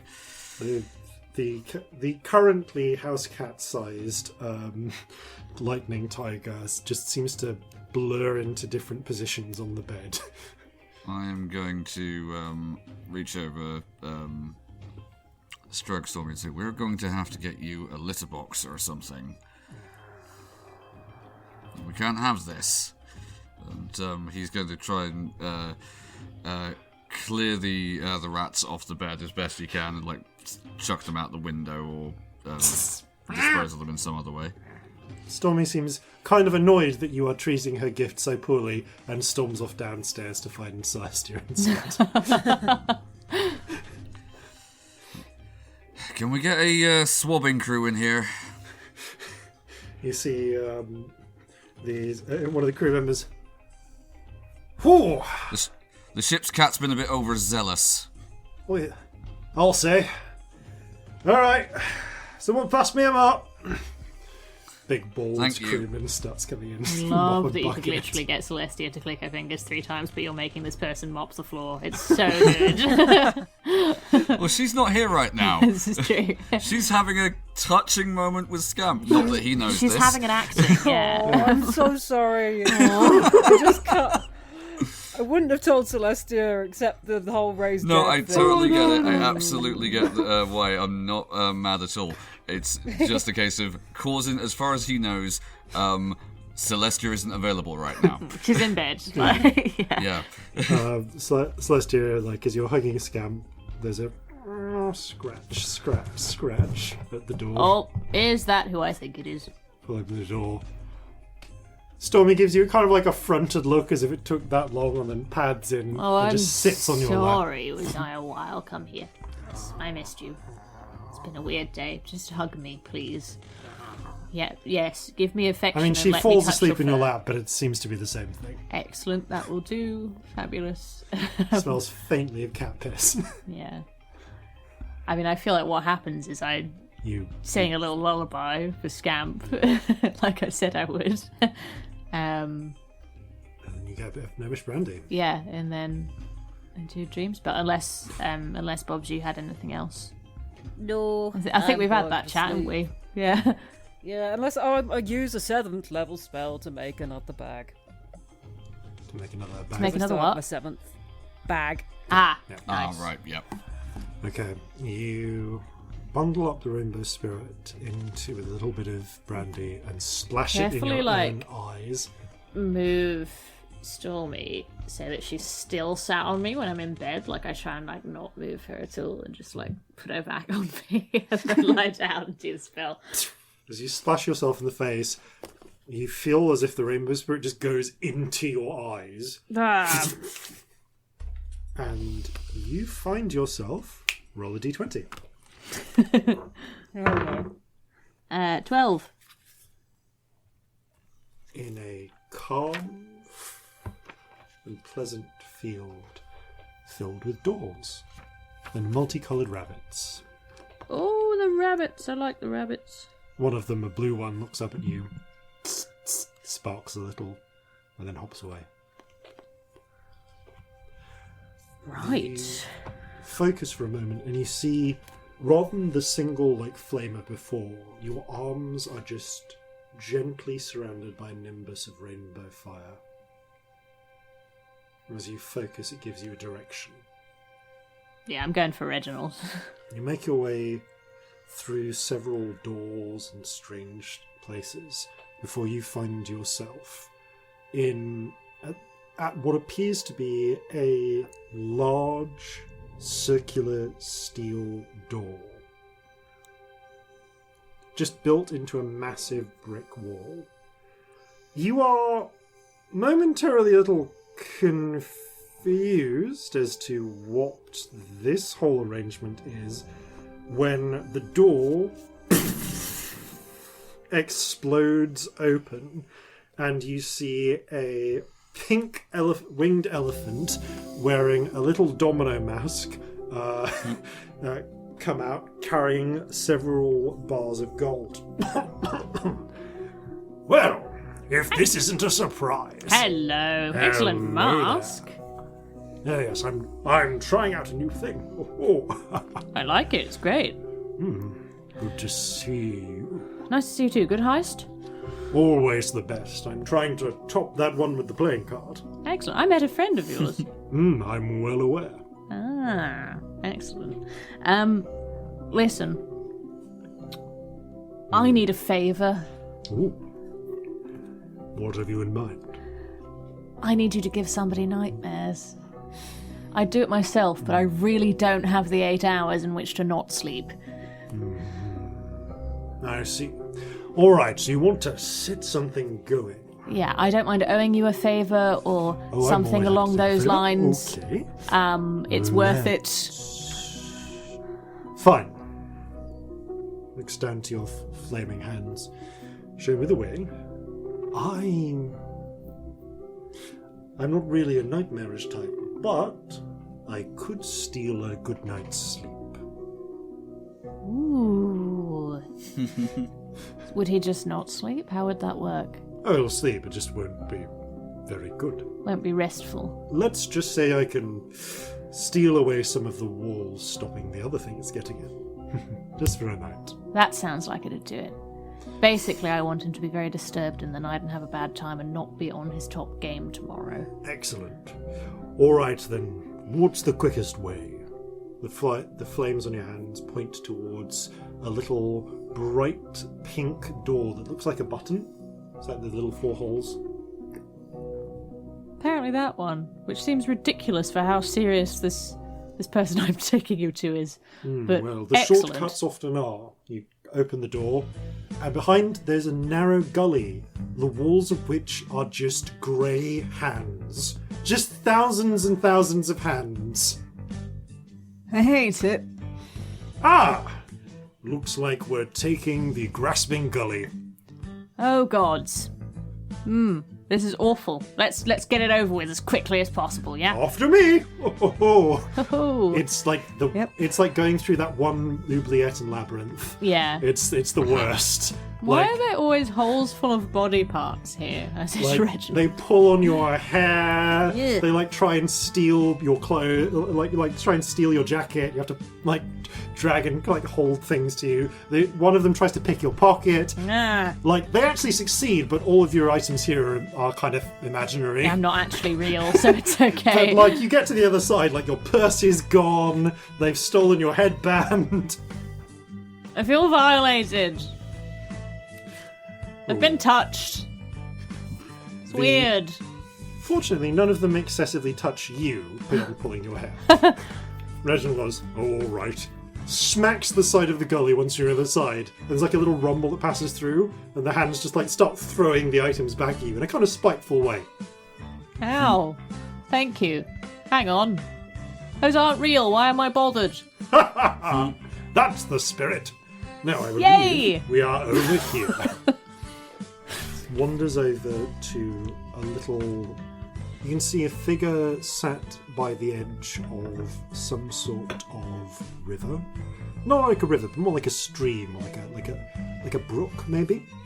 And they look, as you get closer, translucent, but it's forming up into like an older, grizzled sort of human man, thick moustache. Seems to be sat fishing waders fishing. And you can see there's a soft, like a little translucent bubble that you're familiar with around. This the chap? That's the one, yeah. Excellent. Reginald reaches out with his weird little hand paws, grasps the bubble, and pulls it away like a tablecloth. There's a frown for a moment from the figure. What's going on here? No! Ah! You start seeing things that you can't quite make out move from every direction towards the man. Well, that should be a night of unfettered dreaming. You might want to wake up now. You did very well. Thank you. I'm going to go now. You're the best. I love That's you. something you can steal for me. Yeah, I owe you a favour. Indeed. Let me know when and what.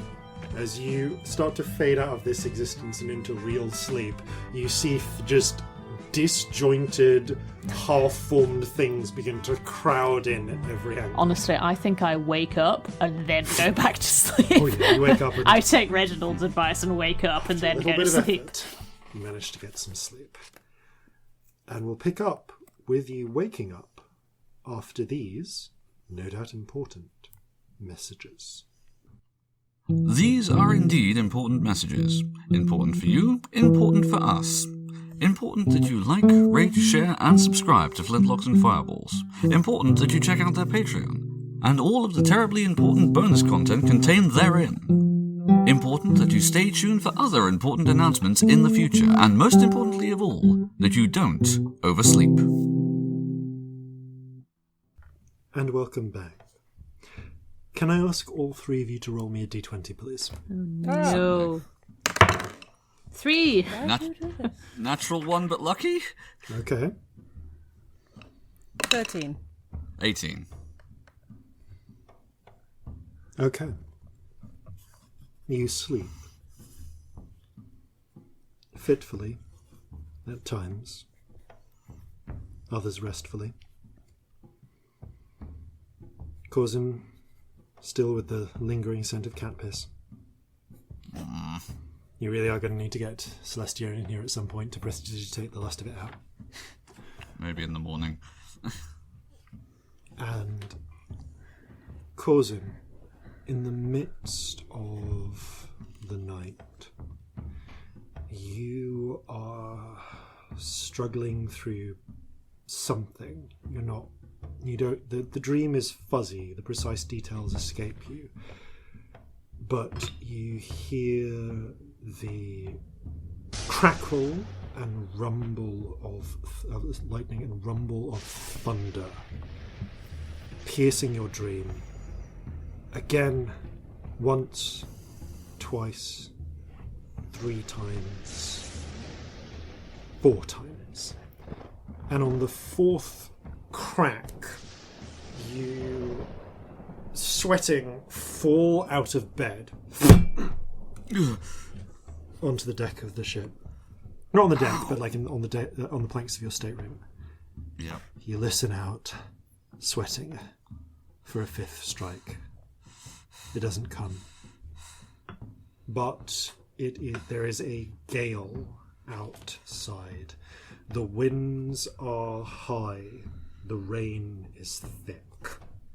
And there are occasionally crackles of thunder, flashes of lightning in the distance. Getting jumpy in your old age. You look around. It's dark. Middle of the night, by the guess. You find you feel yourself unable to get back to sleep. After a few moments, you pick yourself up. There's a knock at the door. I go and answer it. The door peeks open. Captain, you can see there's a heavy-built orc there. One of the newer crewmates that have been brought on here. Is everything all right, Captain? We heard a knock, sort of like a clapping sound. No, it's fine. I just I fell out of bed. No. Is everything all right? Yeah. Must be about coming on nearly 2 in the morning. Right. Not long now then. The orc Stinger gives you a salute. Goes back to deck watch. I return it.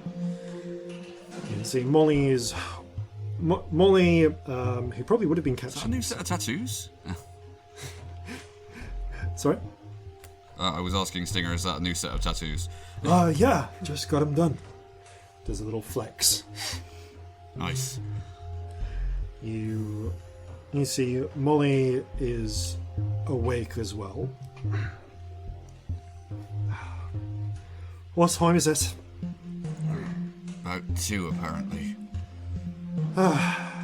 Up an hour or so early, but might as well get ready for the call out. I'm sorry, darling. I think I fell out of bed. That's all right. Do you want to get the others ready? Yeah. Yeah, sorry about the smell. Apparently the new ship's cat is being a bit overzealous. We'll work it out. Worst comes to worst, I can always spray her with some water. There's no shortage of that. True. I give her a kiss. She kisses you back. In the distance, the call of thunder. You go to rouse Celestia and Scamp. And again,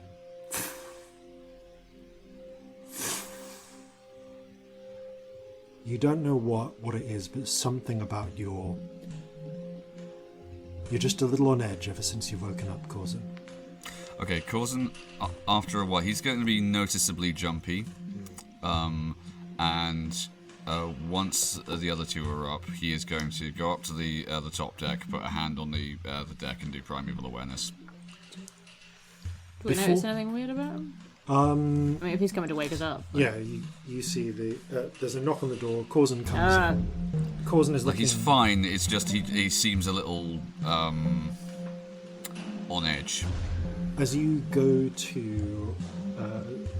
actually, I'm going to say, as you go to wake the others up, the pair of you kind of like blur into wings and you hear...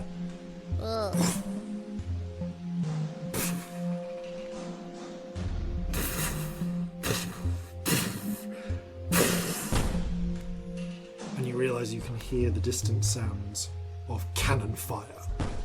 We late. Looks like we got the time, Rob. Off we go then. Okay. Run! And yeah, with that particular moment, the three of you burst into action.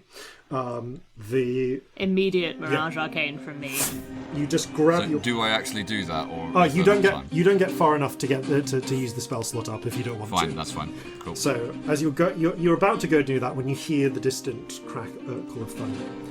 The distant sound of explosions, and scrambling up to the deck, you hear a call from the crow's nest. One of the, let's say Jenny, is actually up there. Calls down, Captain. Looks like you got I think there's artillery firing on the far side. It's hard to make out through the rain. All right, maintain position. We'll be on our way. Molly turns over, takes you by the shoulder, and gives you a quick kiss. I return it. We've got our own battle to fight. Regent be with it. Walk with you. And also with you. Now get out there and give them hell. You too. Good luck. And he's off.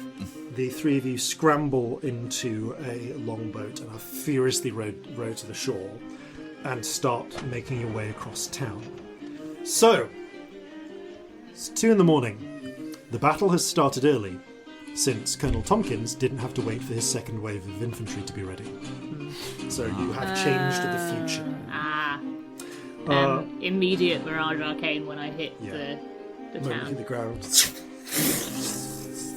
The mirage that you've already created twists and changes and reshapes according to your will. Yeah, I'm going more general hellscape like Okay, before, the rather eyes than just eyes. burst There into are flailing eyes, hands, but- screaming tendrils. There are mouths that open in the ground. It is a nightmarish hellscape, just as you desire. Now, With the positioning that we talked about. with the positioning that we had talked about before. Indeed, anyone who was trying to approach the east side would very suddenly find the lack of screaming eyes closing up and replaced with mouths, and a new hole appearing at Monk's Docks, where you have laid the majority of your forces. It will take, because you move quickly, it's going to take a minute for the party to get onto the scene. So, as we start the mass battle, we're going to split this up, gentle listeners, so that sections of the mass battle turns are due to happen once every minute. They will happen, for the most part, in between encounters that the players have. So, first things. So to begin with, we're actually going to play out the first minute of the fight that happens before the players get there. So we'll say that you kind of see the tail end of this as you're arriving. Okay. Now, each of you, I've given each of you control over some of the units. To begin with, the enemy actually have the initiative, so they act first because of relative morale scores and so on. I feel I should say this also. I obviously know what your plans were, so to simulate the fog of war, I gave Colonel Tompkins a series of intelligence checks for each of your plan elements to see what he did and did not predict, and have crafted my battle plan accordingly. Alright, Cool. So pop the musket shots in as well. The first thing that happens is the living dead crawl out of the sea. Waves upon waves of skeletal, semi-shattered undead rabble begin clambering their way up the pier and straight on to make the attack. But time has changed since before, and Tompkins has revised his plan based on what he expects what he has anticipated that you will do, and what he now has the forces for. So the first thing that happens is the undead rise up in only 2 wards. 2 units of rabble rise up at Harlot, and 2 units rise up at Monk's Docks. Now, this means they're going to attack the creature, the units that are at the front there. Bad news for the unit in Harlot that they are both of the undead are going to attack the figures there. Now, because of the mirage, which is kind of... Actually, Celestia said that the moment this starts, you change the mirage. So, Harlot is still Nightmare Land. Monk's Docks will stop being Nightmare Land in a moment. So, I'm just going to roll some attacks. Okay, with the undead then, does... against the skeletal rabble versus irregulars. Irregulars of armor class 10. No, 14. So the rabble unit in Harlot takes a point of damage immediately. Okay. The second skeletals also attack with natural 18. So that is enough to bring the unit there to half hit points. Yeah. Which is enough to trigger a morale check. I'm going to ask you to roll morale for the unit for the regulars in Harlot. Okay. Well, that's 2. Okay. Oh dear. So as the white wave scramble up and begin clawing away at the living, figures start to just crumble under. These are not hardened soldiers. These are the ordinary citizens. Some armed with old weapons, old muskets, old swords. Others just with butcher's bills, butcher's cleavers attached to sticks.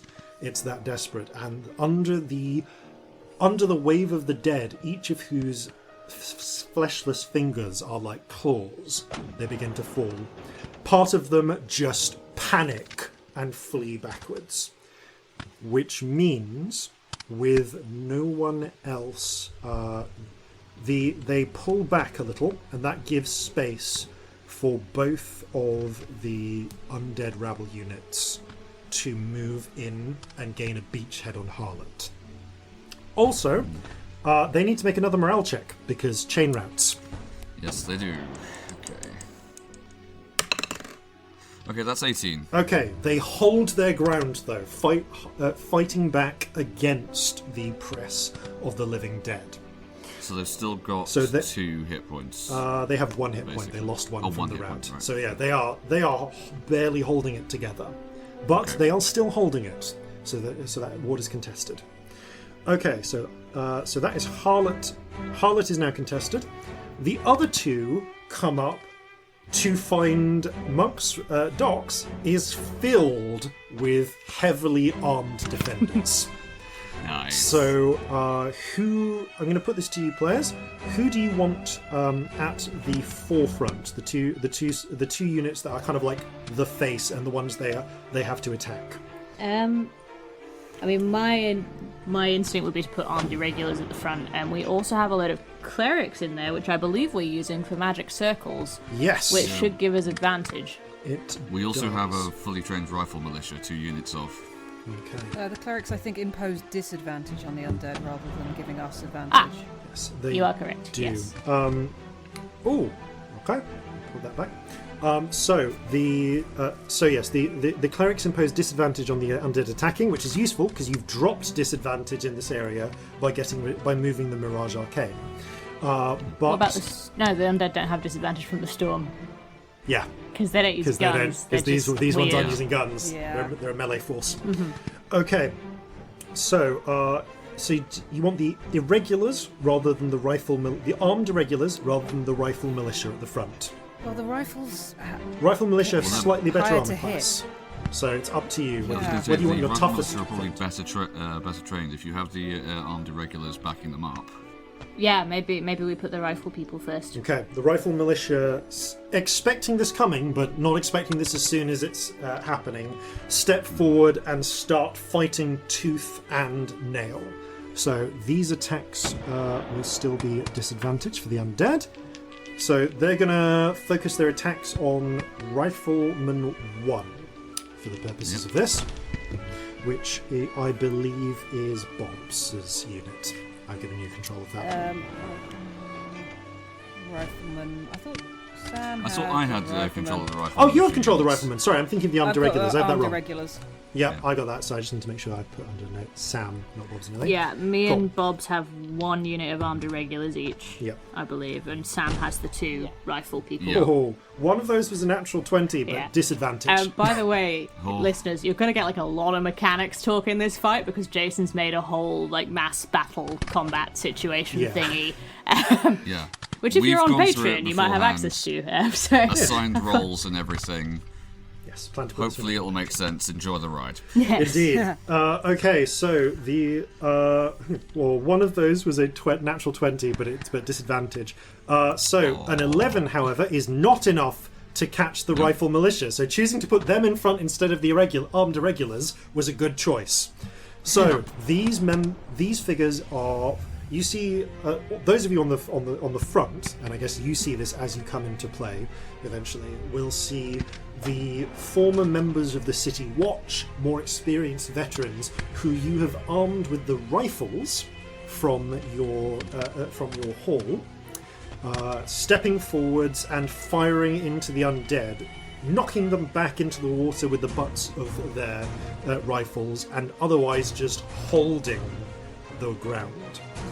Okay, the undead rabble have gone. This means it's the Sun Eaters next. So the Sun Eaters have been placed in Stitchfather. Do they want... what would they like to do? Holding is perfectly acceptable, but if you want to move them somewhere and use them, you can. Can I use them to do? Can they flank the people in Harlot from where they are and do some damage? They could... how that works? Actually, they could because you control because your side completely controls Upper Harlot. So yes, they can attack into Harlot from Stitchfather. Okay. So yes, roll I an think they attack. might want to do that. Okay, roll an attack against the undead rabble. Is there anything giving them advantage or disadvantage? Not in. I don't think in Harlot. Let me just check. Oh, I've got the wrong thing open. That's why. Running quickly between different tabs here. Advantages. It's Mirage. There's the But Mirage. does that affect the Sun Eaters? does affect the Sun Eaters, so it's disadvantage to all unit attacks while They've the Mirage... come from the still world. I'm surprised this affects them. It's more the fact that it changes the geography, so they're unclear that is Yeah, fair. I mean, things are. I guess difficult terrain is difficult terrain. Yeah, difficult terrain. Yeah. It's not great. That's an 11. 11 is enough. These are really shitty undead. I feel it should That say. is fair. That's why they were able to raise them so Shambling quickly. undead. So, okay.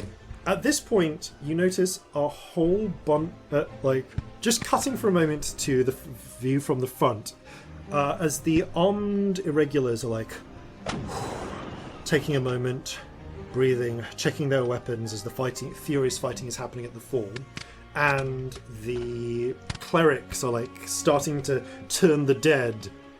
They see a swaggering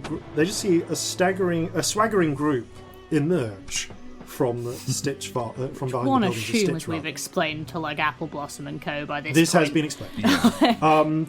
It seems to be barely 100 figures, most of them about halfling-sized, all cloaked, all wielding, weirdly, just swords or axes or clubs, some with no apparent weapons at all, and certainly no guns among them.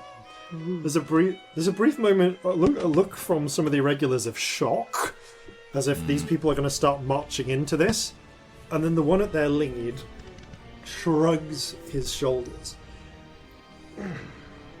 Right. Time to break one of my rules. His form shudders, and a giant snake lunges forth and just smashes into one of the units of the undead, shattering them. Strange bestial forms begin chasing afterwards, ploughing into the ranks of the skeletal horde. Oh, this will be fun to explain later.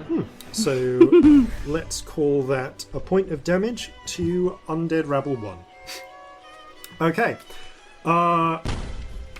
The Reclamation Corps do some rowing, as far as you know. They're not actually visible at this point because of the rain.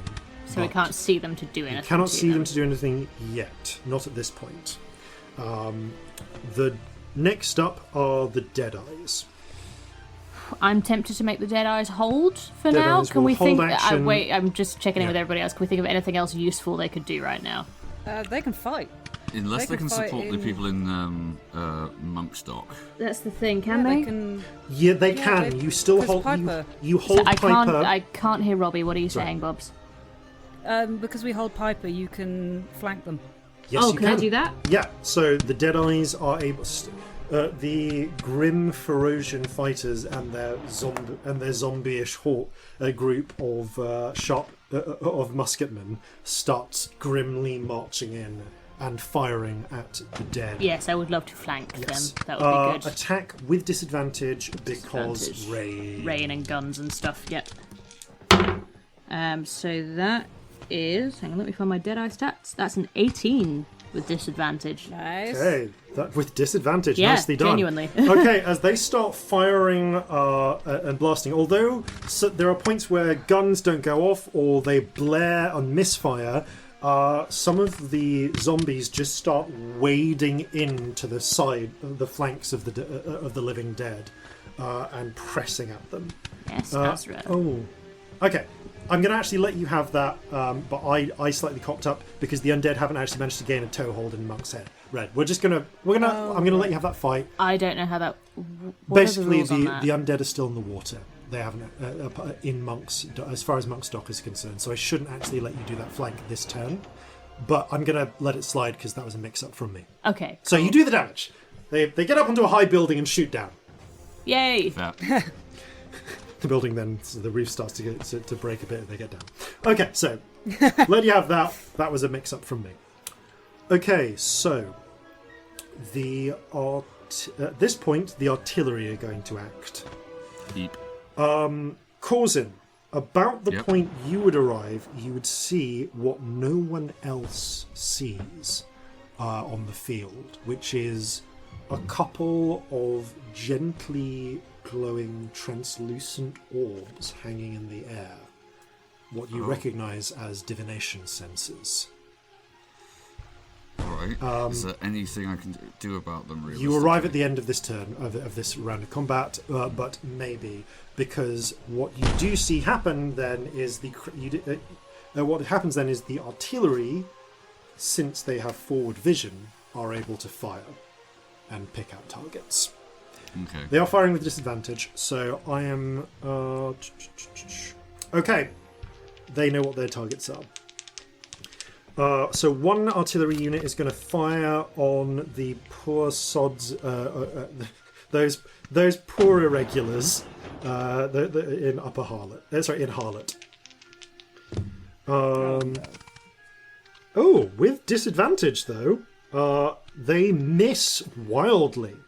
There's some of the buildings, which you can hear the panic sound of people fleeing them, begin to be peppered with artillery shot, roofs collapsing, but none of the soldiers, at least, getting killed.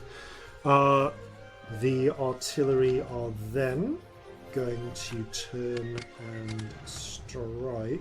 Sorry, getting to my right stats here. There we go. The artillery are then going to... the other 3 units of artillery are going to fire on Monk's docks. At the people at the front, I'm afraid. So, focusing fire on 1st Rifle Militia. They want to try and create a break. So, first attack. Lowest was a dirty 17.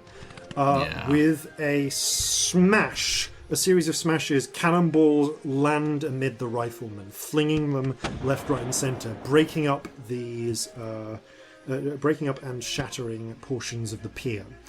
They take a point of damage.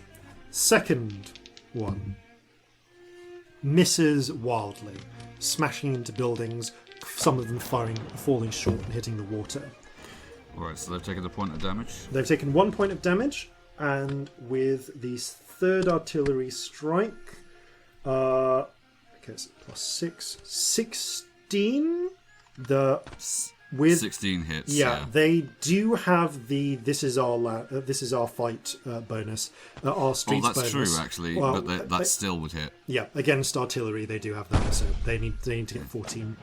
Okay, so +2, isn't it? Yeah. So so the 1st rifles have now taken a total of 2 points of damage. Right. Overall, taking down to 5. They need to hit 3 before they start.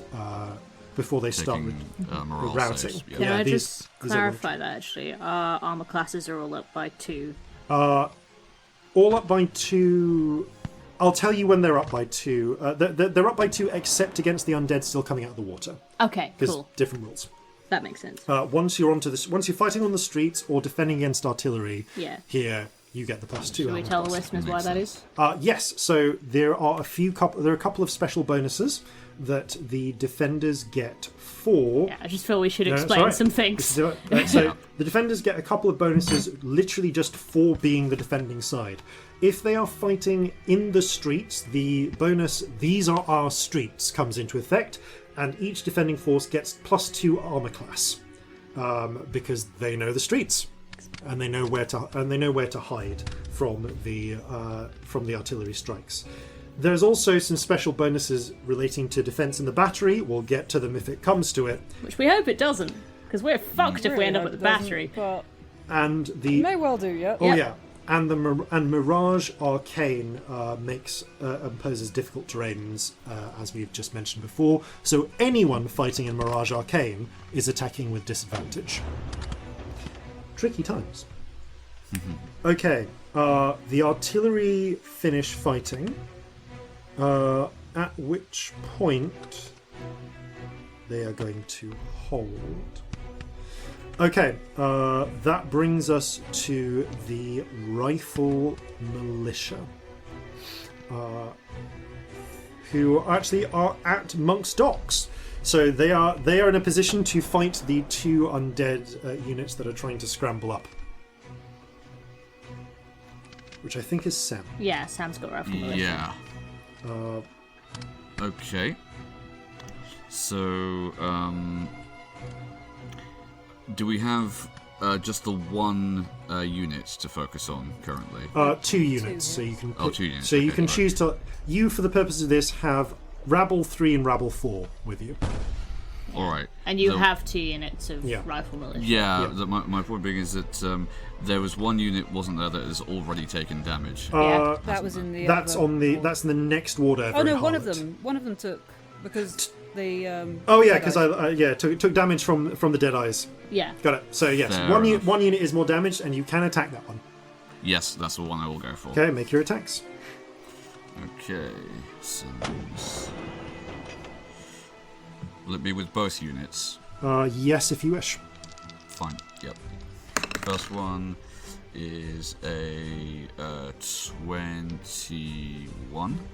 So that hits. Disadvantage. Wait, no, hang on. With disadvantage, yes, we are in rain. Because bloody hell, that'd be We're great. in I was gonna say no. Okay, no. With disadvantage, that is an 18 still. Still, Oh, that does great. just fine. Hey. Good. Yeah. And then another Okay. one. So that's the first one then, and the second one. No, with disadvantage, that's 11. 11 is that actually enough. These are they are very simple undead. So you do another point of damage, taking them to Excellent. 2. And I'm just going to roll. So wait, no, you got an 18 from the first one, didn't you? Yep. So they take. Yep. So they're actually not. That's enough to knock them down to 1 hit point of 4, and they made their morale checks. They're still fighting, but yeah, Cool. you see, as they are basically having rebuffed them from the piers, the rifles. You can just see those on side hear someone standing up, or like essentially just like on a bit of rubble that has been knocked down by the artillery strikes, and a halfling holding 2 sawn-off shotguns calls out, "Right, like I told you, aim, fire, pull back, reload, aim, fire, pull back, reload." And with practiced discipline, the militias start just mowing down the ivory horde. It's very effective. It's super effective. Super effective. It's about this point that the mirage starts to tremble and quiver as repeated figures somewhere start casting dispels on it. Naturally, yeah, fair play. And after a few moments, it just pops like a soap bubble and is replaced by the grey, rainy streets of of Newmark. Hey, we still had a say on where they came onto the docks, that'll do. It also lasted long enough to force to force disadvantage on their attacks, which is important. Okay, so that is the rifle missions go. It's time for the armed irregulars. So, Bobs, you have 1. Ellie, you have 1. Honestly, where you are now, they can't attack anyone. Actually, they can't attack anyone in the water on Monk's Docks, but if you really wanted, you could move them in to Harlot to attack the undead there. Can we not flank Harlot from where we are? You do. So you need to flank. You need to be going from a. Actually, no. You still control the district. You totally can. You haven't actually. The enemy have not gained any ground, so you totally can flank. Can we do that? Yes. Yeah, make some flank attacks. Go for it. Yeah, I mean, I obviously. might wait until see whether this attack does any good, because it might be worth moving 1 in to defend. Okay. Scarlet looks like it's Fair, gonna get yeah, see overwhelmed, how- so I'll wait to see what this does. Yeah, see how mine then goes and then decide. decide Yeah. what you're doing. That's a good idea. Yeah. Okay, hang on. What type are these? These So are this is armed armed irregulars. irregulars, Good, so sorry, plus it's 4. for me. It's for me attack. With disadvantage, because That is a 13.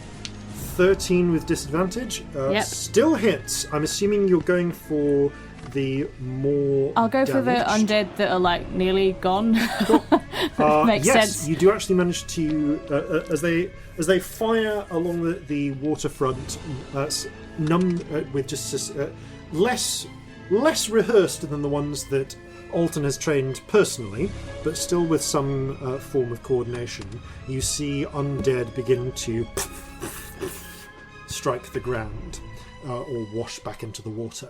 A fine job. And that's a unit gone, isn't it? That is, they're not completely gone. They're now at half strength. I thought they had 1 hit point. Have they? That's the No, that's that's our that's unit. that's on a different ward. Yeah, cool. That's the ones climbing up monks docks. With any luck, they'll be gone next But round. you have taken them down to 2 hit points from 4. Awesome. So- Lovely. Okay. Do they make morale checks? Did they make? They made their morale checks. They succeeded. I'm going to be blunt here. The undead rabble have a morale of +10 because they're mindless undead. Yeah, Yeah. that is fair. I'm glad they get to make them still. I was half expecting them just to be immune. No, they're not immune, but there is after enough. There will eventually hit a point where they just start wandering off on their own rather than running in fear. Yeah, fair. I might move my irregulars into Harlot because doesn't our unit only have a single hit point? Yeah, your unit is not doing well in there. Okay, Okay, and if they're gone, we lose that. yeah, you district, can move so and attack, by the way. I will do that. Okay, go for it. So you are now in Harlot. Fuck, that's a 1. Ooh. Okay. Oh, no. Natural ones don't have penalties, so you don't hit your own units. Okay, but we are now in Harlot. But you are now, yes, the first irregulars are now in, first armed are now in Harlot, I'm going to say, for the sake of this. I might Can't distinguish... find a pen to Yeah. change it. Okay, There's the pen gone. that brings us to count 10, which is your standard irregulars. Yay! Who I might refer to as your unarmed irregulars. That would be just to good, clarify. actually. Yeah, that would help. So, okay, Sam, you have I might just go through these one after the other. Do it, yeah. So, Sam, Yeah. first unarmed are in Upper Harlot. You have kind of been you can't attack. You can't attack as a flank because the other units either side have been using your push, to do their flanking. But you could. You have a choice. You could move into Harlot, but there's already 2 units in Harlot. Right. Or you can stay here and just hold your ground in Upper. Or I guess you could move to Portland or something. Up to you. Does it look like there are any boats or whatnot approaching Upper Harlot? Not right now. The boats would have set off from Guernsey, but they won't. But they aren't close enough to see through the heavy rain. I think then That one moves. Do we lose flanking? You still, if you move out, you will lose. You won't entirely lose flanking because Monk's Docks is still held along with Stitchfather, but you lose a point of flanking. Yeah, so it might be more useful for you to just hold these streets. I think I might with that particular one. That's fine. Yeah, they will hold the line there. Think of these guys as a bit like pawns in chess. Sometimes they're more useful for positioning than for actually attacking. Okay, then there is the poor unarmed, the second unarmed in Harlot, who I believe are quite buggered up at the moment. Yeah, they've got 1 hit point all to themselves. Yes, they have Oh, not. Can you swap them round? Oh, you can. Is that a You thing can do you it. can do? Yes, you can Yeah, castle actually, them essentially. that would be a point. If I can do that, I will do Yeah, that. I'll That's let a you really do good that. shout. So you swap out your second for your first, moving the very injured second second unarmed into the into Upper Harlot. Yep, and- replacing them with Yeah. less injured, unarmed, Who can now attack? who will now do so. Oh no, that's a miss. That's a 1. Yeah.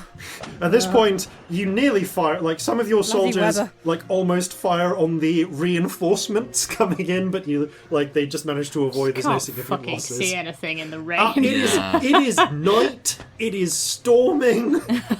A handful of your troops are orcs and thus have night vision, but the rest of them are there's a lot of humans and halflings who's ah. Yeah.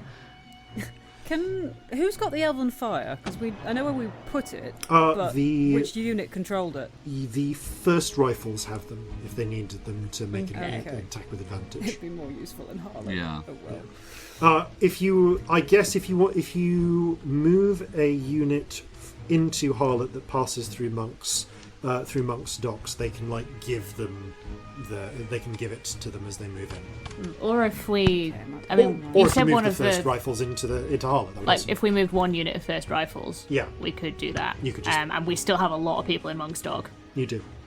Yeah. That wouldn't be horrific at all. It's not. Okay, so. Hoo-hoo.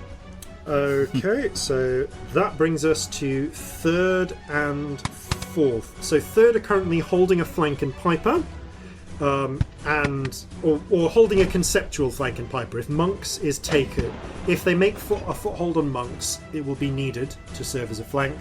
The fourth is currently in bow east and not really doing a lot except holding the waterline. That's the thing, we don't know where the boats are coming. Yeah. So Yeah. I think it's worth having someone there. The ones at Piper can't do anything about the ones in the water, can they? Not from where they are, no. Technically, I shouldn't have allowed the attack from the Deadeyes earlier, but I'm letting it slide because it was my mistake. So, okay, if you're happy keeping your unarmed where they are, Bobs. I think so, because that's one in each. I don't want to leave either of those empty. Okay, Ellie, you've got 5 and 6 in the east side. I might just move one into bow so that they're slightly closer to the action if we need to move them, but they're still basically holding the waterline, and I'm going to leave the other one in east side just so that we have one there. I don't like the thought of leaving anywhere bare, but at the same time, it's nice to have them start moving towards the action for if we need. Yeah, that's a wise decision. Yep. Okay, so that makes it. I mean, I'm gonna start fucking moving them like a bastard if we know all the boats have come, but we can't see anything. Okay, so that brings us to the end of that strategic combat round. Woo! Which brings us back into player this time. is fun to listen to. I hope this is fun to listen to. I'm really enjoying doing it. It's really fun to do. I'm having a lovely time, but I hope it's fun to listen to. Yeah. You know what? We should get them a map for this one. This will have a map. Yeah, this will have this map. Even if it's a simple one. It will have this. This is lovely. Yeah. There's nothing wrong with this map. We should give them I know this I'm map. self-conscious about my maps, but this will do. It's a nice because you need a map. map for this one. Yeah, It is a it's good map. Really good. This is a map you're self-conscious about. What is wrong with you? It's a This is lovely lovely. map. The place names are amazing. Oh. There's a place called So What. Come on. Which is fortunately spared from this particular battle. Okay, so Which my dyslexic brain's making Sal hat, so enjoy that. Oh. okay, so we will get back to that in a moment because the party run onto the scene. So you can reach basically. I'm going to say because you come from from So What, you can pretty much reach anywhere you choose from Upper Harlot to Piper Docks by the time this starts. So you can move freely, as it were, you can move freely through uncontested spaces in this particular moment. So where do you want to end up? I legitimately have a question. Yes. As Celestia, I can do a thing where I heal loads of people while are within 60 feet of me. Can I make any actual difference to an injured unit? What is the thing? How many people? Is it just anyone? Anyone within 60 feet. How many times can you do that? Is it? Bloody hell. I think so. It's a use of inspiration. Oh, wow. Yeah. Oh, of course. Okay. Once. I would say that if you're willing to stay with a unit and spend a strategic turn essentially, staying with that unit and healing, I'll let you recover a hit point on it. I mean, it's the thing where I go all glowy and give people temporary hit points. Yeah. Yeah, and you can do that. It will. It doesn't have to be helpful. I just thought of it. No, it totally can. How many inspirations do you get a day? 5. 5. Okay, it uses up. That's fair. It takes. I'm going to say if you're willing to spend a minute, most of that minute is getting the wounded people close to you and then doing it. You can. It will use up one of your inspirations. Oh yeah, it always does. But it will take a strategic minute. You won't really be able to move from being there. That's fair. I just wondered if it was worth me going to that unit that's really fucked and unfucking them a bit. The harlot unit. Yeah, we can't get them any clerics. Well, they're an upper harlot now, but yeah. Yeah. So it might keep them in the fight a bit longer. Yeah. Okay. If are the pair of you happy with that? I'm assuming you want to stay together as a group rather than splitting up. Yeah, though there is one thing. Yes. If Corzin has noticed the scrying sensors, he is going to yell out and say, "Get Felipe or someone up here to dispel those." Where are they? You just How said close those. together? I don't know what those are. All right. No one he can will see point those out- except you. As you're running past, I'm going to say They've got scrying sensors up there. there's a frown from Alton. Damn it! Right, someone get. See if you can get. Damn it! The illusionist is on the other side of the water. All right, someone get the dead eyes over. Get the dead eyes into any ward and get Felipe to start wiping out those scrying sensors. So, How many of them are there? How 2. close together are so they, yeah, I'm gonna say 2 that you can see, but spread across Monk's Docks and Harlot. Basically, these are actually scattered along the front. Since the artillery fire has been just on Harlot and Monk's Docks, I'm going to say that you can see a total of 6 of these floating. Actually, no, they'd leave one back. 5 of these floating around in different positions across this whole battlefront. Any of them within 30 feet of each other? Roll a luck check. They are roving, so there's a chance that one of them, 2 of them could. 4. Oh, if they're moving around, that's not going to do any good. No. I can't do anything that moves. Okay. Unfortunately, no. Then they are floating, but I will say, because you called it out, on the next turn, if the Deadeyes move into a place, they can essentially blind it to artillery. Okay. Because Felipe is there and can cast Dispel. The downside is if they move out, those Diviners can move Arcane Eyes back in. So you can so the Deadeyes will block a place from reliable artillery fire. I just think it's worth it. The amount of troops we have in this ward. Yeah. If swap one we can make it blind to their artillery fire, that's worth doing. Okay, I'm super massive wrong about something. Yeah? It's like 5 people.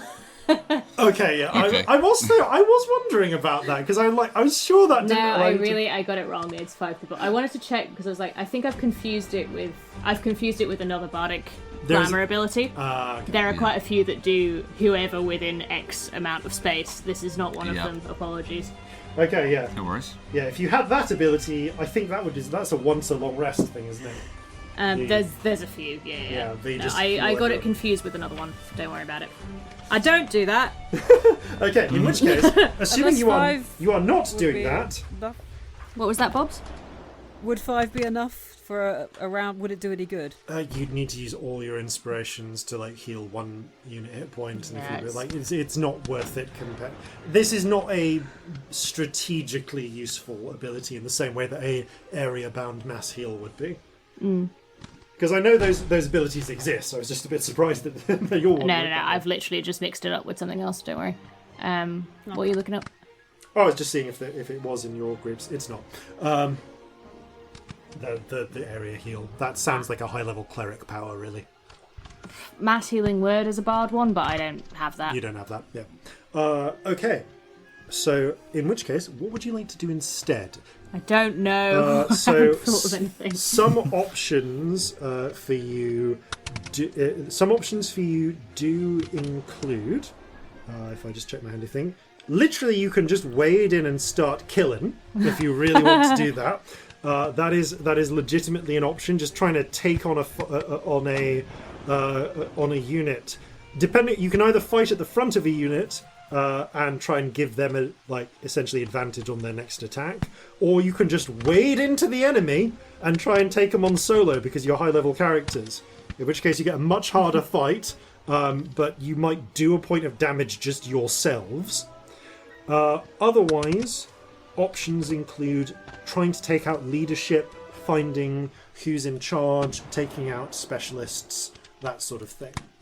Do the zombies have leaders? Do they have like the zombies are handlers? unled because there's these particular zombies are unled. They don't have handlers. The Reclamation Corps, will be led. Right. But because it takes Corzin's ridiculous eyesight maybe spot something on the river.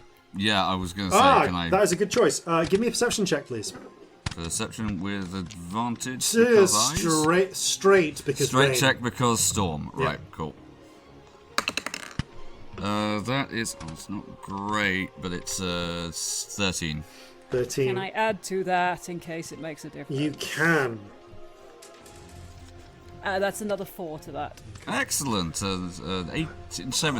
Okay, you think you can see what look like small boats kind of beyond musket shot from Bow East at this point. You think just right across the river. Are they heading for Bow East, or are they just going by? Yes, they're probably heading towards, maybe straight towards Monk's Docks or Harlot, actually, at this point. What sort of distance? From, assuming you are in Monk's Docks when you ask this, Yeah. like a good 400 feet? We've got more boats coming up the river. 300 to 400, maybe. That does make a difference. I will point out where they are. Hold up. Yeah. How close together are the boats? How spread out are they? Quite spread out. They are spread out enough to not be able to take out 2 fireballing. Well, maybe you could take out 2 fireballing, but the point is that they are deliberate. This is there's 500, 600 people on boats making their way out, and also Corzin, you can't quite make out what's on the boats at this point. All right. I can't quite see what's on them, but they're definitely on their way. It's 300. Okay. Yeah, we'll I would hold say off they're this about one. 500 feet from Monk's Docks. Actually, suggestion. In fact, I can do this in character. If we can get down to Piper's Docks, we can get onto the pontoons down there. We might be able to get an idea of what we're dealing with as they go by. That's a good idea. If we get some information, I can send to helpful people if that would help as well. Yeah, also take them out on the water if at all possible. Yeah. Yeah. Is there anything we could do here before we go, though? There's a lot of fighting going on. Yeah, there is just for the sake of my soundtrack, you can't hear it, but there's going on everywhere. I can't think of a way that one person could help with this at the moment. Looking at the situation, would dropping another Elven Fire here make any difference? You have given your Elven Fire supplies already to. Oh, okay, yeah, to fine. the rifle. And also, they've already got disadvantage, so right now they And we have a holy water, but that's usually That's for more. individuals. That's more for personal use. Fine. Yeah, we don't have enough for a unit, Yeah. Yeah. Okay, cool. Would a fireball do any good here? Would It it? could, but if you want to do that, I will kind of roll this into either you soloing a unit at a distance, or there's no one who can currently attack them because they're out of musket range. For the purposes of this fight, they are out of short range musket range. So you could try fireballing them. Absolutely. Wasn't there a unit that was In looking pretty Monkstock. battered here? Oh yeah, no, sorry. You can absolutely go attack. Start firing on the undead crawling up from the things. That's I will what just. we're talking about, I think. Yeah. Sorry, I thought you were still talking about the there's- Reclamation Corps. Oh no, they're too far away this Cool, turn, I thank think. you. But is there? Yeah, there is one There unit. was a really battered unit, wasn't there? Yeah, so there's 2 battered units. There's the somewhat battered unit that is in Harlot right now and is already on land. Actually, 2 of them are. And there is a very battered unit that just got shot by Alton's rifles, almost to the point where they're now like a ragged band of undead rather than a really cohesive unit. Finish them off. Okay, you want to take them on? Can we do feel that like I and could- move? Yes. But you can move there and do it. You're saying we, Sam. This is Scamp's fireballs Yeah. that we're talking about. Okay. Yeah, is this one that Corzin could finish off, or is this going to be? Because I'm really worried about the units in Harlot, but they have swapped, haven't they? Actually, so they're not so. They have swaps, Yes. yeah. I'll just fireball this one because that'll get rid of it potentially. Okay. When I say so, all right. In which case, if I have to ask here, are you kind of taking the front and giving one of the units already in the fight advantage on their next attack, or are you just trying to wipe this unit out yourself? I was gonna just wipe it out myself. Is that because they? Okay. Metagame is slightly. The zombies go, or the skeletons go before our unit. So if I can get rid of them before then, Do it. Okay, so Yeah. So you're going. So I just want to clarify: are you going for the ones that are coming up out of the water in Monk's Docks, or are you going for the ones that are on the line? Okay, so in the water it is. because they were the most injured. Got it. Okay, down you there. the three of you then are going to scramble your way forwards towards the edge of the fighting. It's less of a thick press and melee, although it is in places, but a lot of it is ordered ranks of riflemen firing at these at the rising dead. So, okay, I know how I want to do this.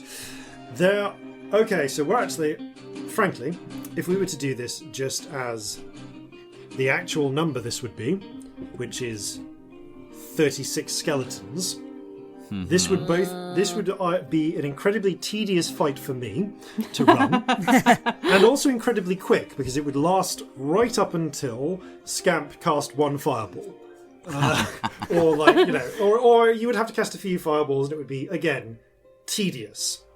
So, I'm actually going to run these as swarms. Right. Okay. As skeletal swarms for the purposes of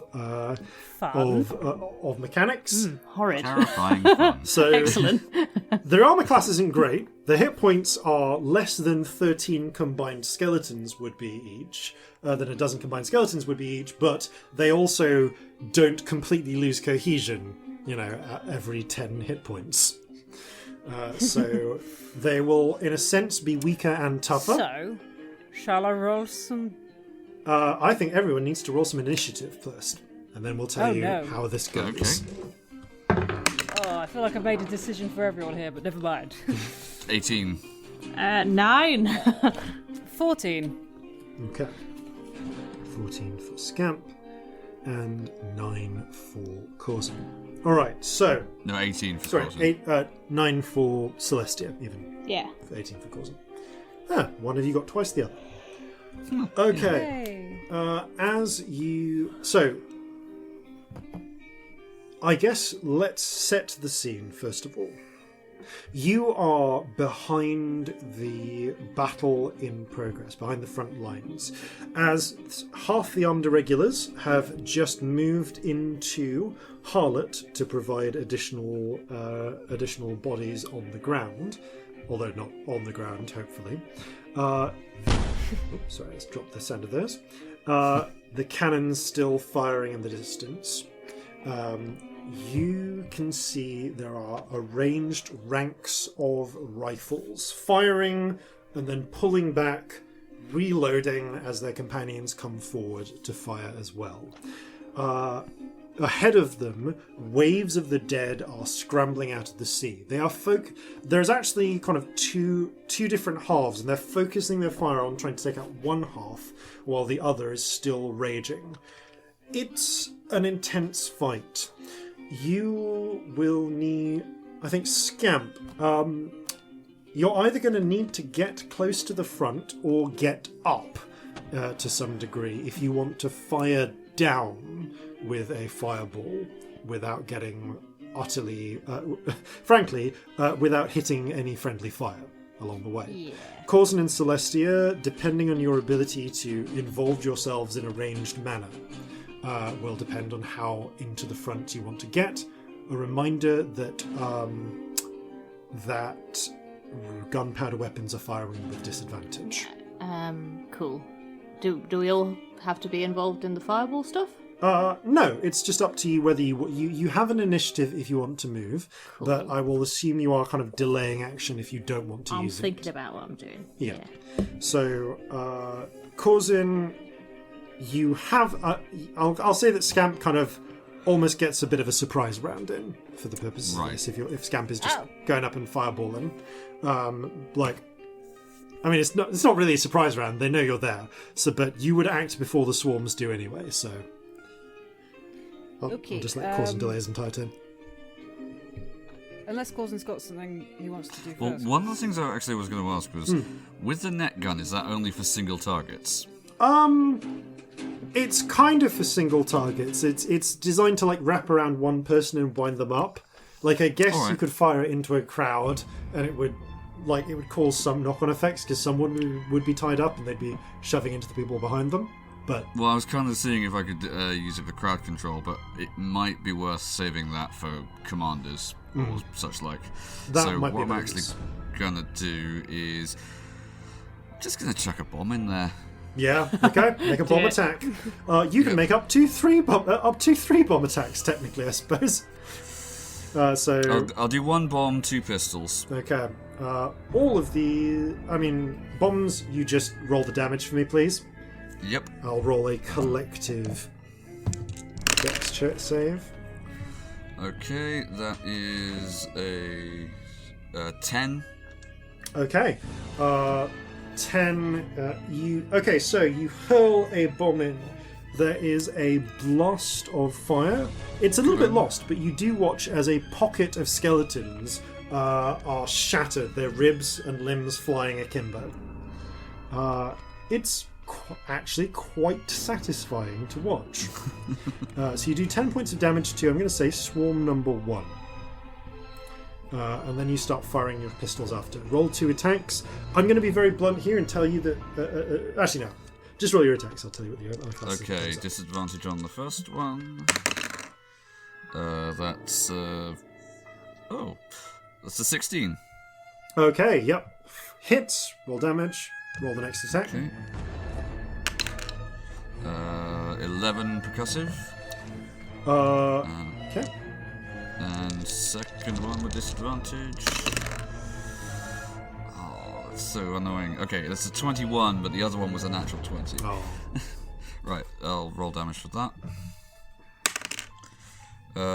Great, 17 percussive. Okay, that's really impressive. Okay, so... Critted it on the damage. Indeed. You fire in. So 17. Wow. You blast away at the skeletons. With the shots strike some of the stronger, more together ones. As they fall back, some of the weaker ones are kind of pulled back into the water as they're clambering up. The bomb shatters them as well. You actually succeed in making a pretty significant dent into part of the swarm that is coming up over the water. Scamp. You need to... Corzin, I guess all attacks are with disadvantage, so you could. I guess you can be within 90 feet if you want. You have to be within 60 for the bomb, so you're 60 feet away. Yeah. And I guess you're kind of firing through the gaps in between the ranks of soldiers. Yeah, as best I can. Okay, Scamp. Okay. I'm taking out kneecaps essentially, aren't I? Yeah. How much? So there was one very badly damaged unit. This is the unit you're attacking. Was that that was the one? This is the swarm that you are attacking. So they're down to maybe a bit over 100 or so undead now, rather than the 1,000 they started with on this side. Oh boy. Okay, I guess I fireball. I'm gonna get up just behind Corzin because that seems like a good spot to get a good view. Okay. Arranging ourselves in high order. Perfect. I would like to say that I'm behind that for aesthetic reasons and Excellent. no other reason. Roll damage. Okay, well, I'm going to find somewhere better to roll because I've just realised where I'm rolling this many dice. All I could do is sort of drop them gently. Oh, no. There we go. Gently. Well, one of them's gone in the bed. That's... I'm rolling I need to get a dice tray for next week. Robbie's recording somewhere weird today, can you tell? 25... 31. Okay, 31 points of damage. Yeah. That was I rolled a lot of 5s. Yeah. As you kind of seeing an opportunity, flick your hand, and a little pea-sized ball of energy shoots out, strikes the center of one of the swarms rising up, and detonates. There is a flash of light, and blackened skeletal pieces are flown in every direction. There is a sort of cheer from some of the riflemen as well. Hey! A cheer that is short-lived, as something about this seems to focus the attention of the horde, and about all of them burst up and just start trying to run, kind of for you. Oh boy! So, as the swarms race forwards, I guess they're going to dash essentially. There is a sort of that same gap momentarily in the flanks that you fired through. The swarms are going to charge through instead. Two distinct hordes of undead rise up, one significantly lesser than the other. It's the one that you've been wailing your attacks on, and shove through the rifles.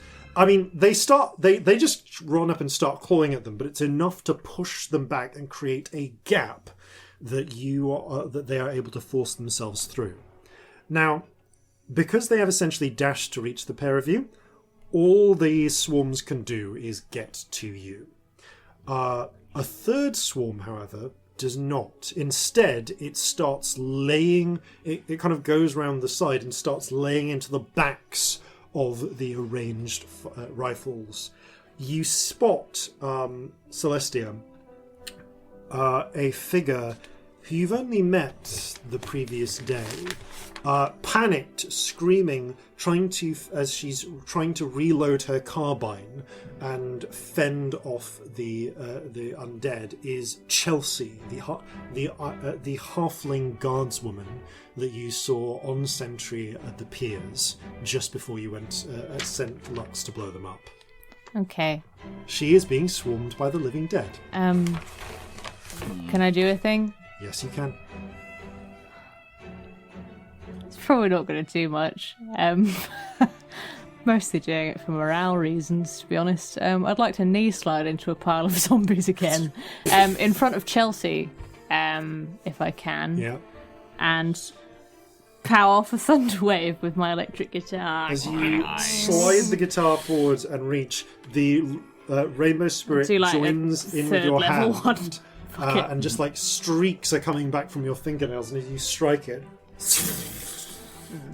So is this Thunderwave or Destructive? Thunderwave. Thunderwave, cool. I'm worried about firing off all my really big spells early in the fight. Fine. Roll damage. Yeah, I've done a third level Thunderwave, so it will be slightly more. Sorry, I'm looking for D8s and none of the dice are D8s. Do you ever have this happen? Some D8s? No, I've got so many. It's just like none of them are here. Like literally, I have so many D8s in front of me and I can't fucking see any of them. Right, I should put my D6s on him. That's actually really not terrible damage. That is 10, 18, 19 damage. Okay, you leap over to where the swarm is muscling down on the living, trying to tear Chelsea to pieces, and just knee slide in, power chord. Skeletal body parts just fly in every direction, with a sort of vaguely rainbow-esque cascade following. Yes. You see that Chelsea, who's knocked to the floor, picks up a rifle, hurriedly finishes rearming it. Thanks! It's alright. How bad does she look? She is... Let's find out as I roll the damage that went on all of them. Okay, she... Ooh. I need to roll a dex save for her. She is barely holding it together. Actually, you can see she has deep score marks in her flesh from where skeletal fingers have clawed into her. There is a bite that has gone into her neck, and you can see blood coming from a vein. She is not. She's like looking a bit woozy. Okay, I'm gonna go and... This is a pointless move, but it's what I would do, so Yeah. I'm doing it. I'm gonna go up to her, grab her by the shoulders, and just go, "No dying today. Come on, darling." And a little kick up on the xylophone, ding, and she gets a level 1 healing word. As the rainbow, as the flash of energy touches her, she. The blood. Just 9 hit flowing. points, if it Actually, matters. yeah, she's almost Nice. entirely healed. Like there is a ceiling moment as flesh begins to knit up. Praise the. Thank you. Don't you worry, you stay alive, alright? At which point, a horde of skeletons attempts to claw your eyes out. Okay, Corzin, Scamp, you are surrounded by a horde of skeletons, specifically 2 hordes. And these hordes I shall call A, B, and C. C is currently on Celestia. You said 2 hordes, and then you said A, B, and C. Yep. Yeah. A 3rd horde is currently around Celestia. Oh, okay, Because cool. you went to save her, you went to save your friend. Sorry, my brain just went 2 and then 3, and then I was like, help. So basically, This is not how maths. there's pretty much 1 on Scamp, 1 on Corzin, 1 on Celestia. That makes sense. Cool. Okay. So Corzin, what would you like to do? The Right, one okay. on you, actually, is the most damaged one. It's kind of... If we're in a target-rich environment, I'm going to break out the grape shot with the blunderbuss. Oh, yeah, this'll do. And these things are kind of vulnerable to this, so just roll damage. Yep. Okie dokie. Right. Oops. Would disadvantage make a difference here? I give them advantage. I'll give it advantage on its save. Fair. That's the equivalent. Okay, that is 14 percussive. Okay. Weirdly doubled For because everything in a 15-foot cone. weirdly doubled because it's vulnerable, and then halved because it made it save. So it still takes 14 points of damage. Yeah, this thing is now kind of just about holding itself together. At this point, the swarm is less like dozens of the damn things, and more like 8 skeletons with a vengeance, and a bunch of like arms just crawling after them, some heads rolling. It's not doing a great job. Anything else in your turn, Cos? I was just going to say, I don't think this is worth burning a Slayer's Prey on. They're just rabble. Yeah, these are literally rabble. Fair. I'm going to try and maneuver myself so I can cover Scamp as best I can. Okay. Tell you what, it makes me so nervous at this point in a fight when you're trying to conserve stuff. Oh yeah. Yeah. I don't know about anyone Especially else, since, but like, oh. Yeah, this is a slog. This unit had 1 hit point. I was like, we can probably take this out, and that's us done for now. And no, we can't take a single hit point. We are in trouble. This is the fight you face when you try and solo an army. You're at the level where you It had can. 1 hit point. I thought maybe it'd be easier. That one hit point was 4 hit points distributed among 500 skeletons. Well, you know, we saved Chelsea and she's adorable. Yeah, Chelsea's so gonna live. Yeah. That is true. worth it. You have But to- I'm still Horrified. concerned. Yeah. Oh yeah. She's not becoming a zombie today.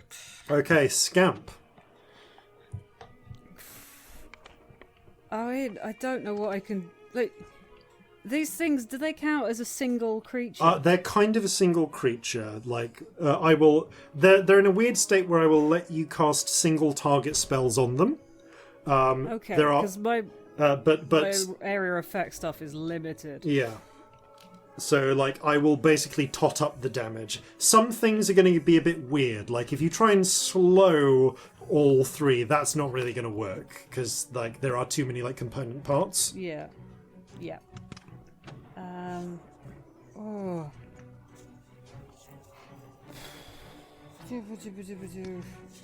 We're mostly in the stage where I What just... happens if I twin firebolts at this thing? Then you get 2 attacks. But okay, I'll do that. The only things I have that are good against undead are so big that I don't want to use them this early on. Radiance. Yeah. I have no radiant, I have no force damage, I have no thunder damage. There's nothing. No bludgeoning. Okay, am I disadvantaged because I'm in melee? Yeah, yes, they are kind of swarmed all around you. Yeah. Okay. Oh, come on. This first one's a 12 to hit. You're getting that tingling feeling if you want to use it. I can't use it on myself. Okay. Then, no. I should have given you inspiration, shouldn't I? You just shoot free. And the other one's a 27 to hit. So one of the bolts kind of clips a few skeletons as it goes out. Doesn't really do much. The other smashes through one and then the three behind it.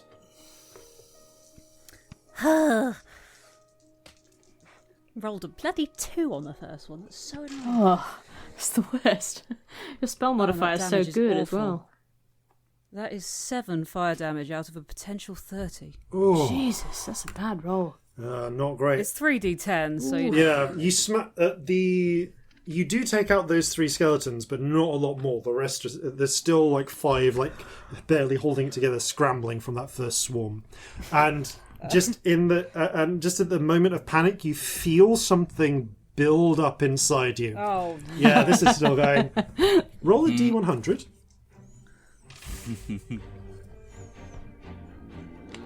21. You feel, once again, power coursing, raging, burning within you. And weirdly, you feel connection to something. It feels just for a moment like that, like the moment after Jeffrey, you have been informed, made his wish. Or at least, I don't know if you're ever informed of that, but Jeffrey somehow got you out. Roll a d100 again. Oh. Ooh, that's interesting. 1d100 geese appear. 21. What did you get the first time? 21. 21. That's so You weird. got it twice. Yeah. Yeah. And it was the same. It was 20 on the same dice as and the 1 on the same dice. That's wow. I mean, Fuck me, for the sake the of drama, odds I'm going to of ask you that. to roll it again, please, because... I'm going to roll the same dice because if they come at 21 again, I just need to never roll these again. Okay, 73. We're okay. There's that moment we all went, no. I think We it was haven't going to happen broken again. physics yet, There's a have we? moment where you kind of feel fate split. You can choose between these two. So, We leveled up. you've not fully leveled up, you're just getting this ability early. You get to pull shit in Okay. this fight. You just feel... Well, that one looks bad. Yeah, you see, suddenly feel like two realities. One which is very bad for someone randomly near you, and one which is very bad against people you want to hurt. Huh.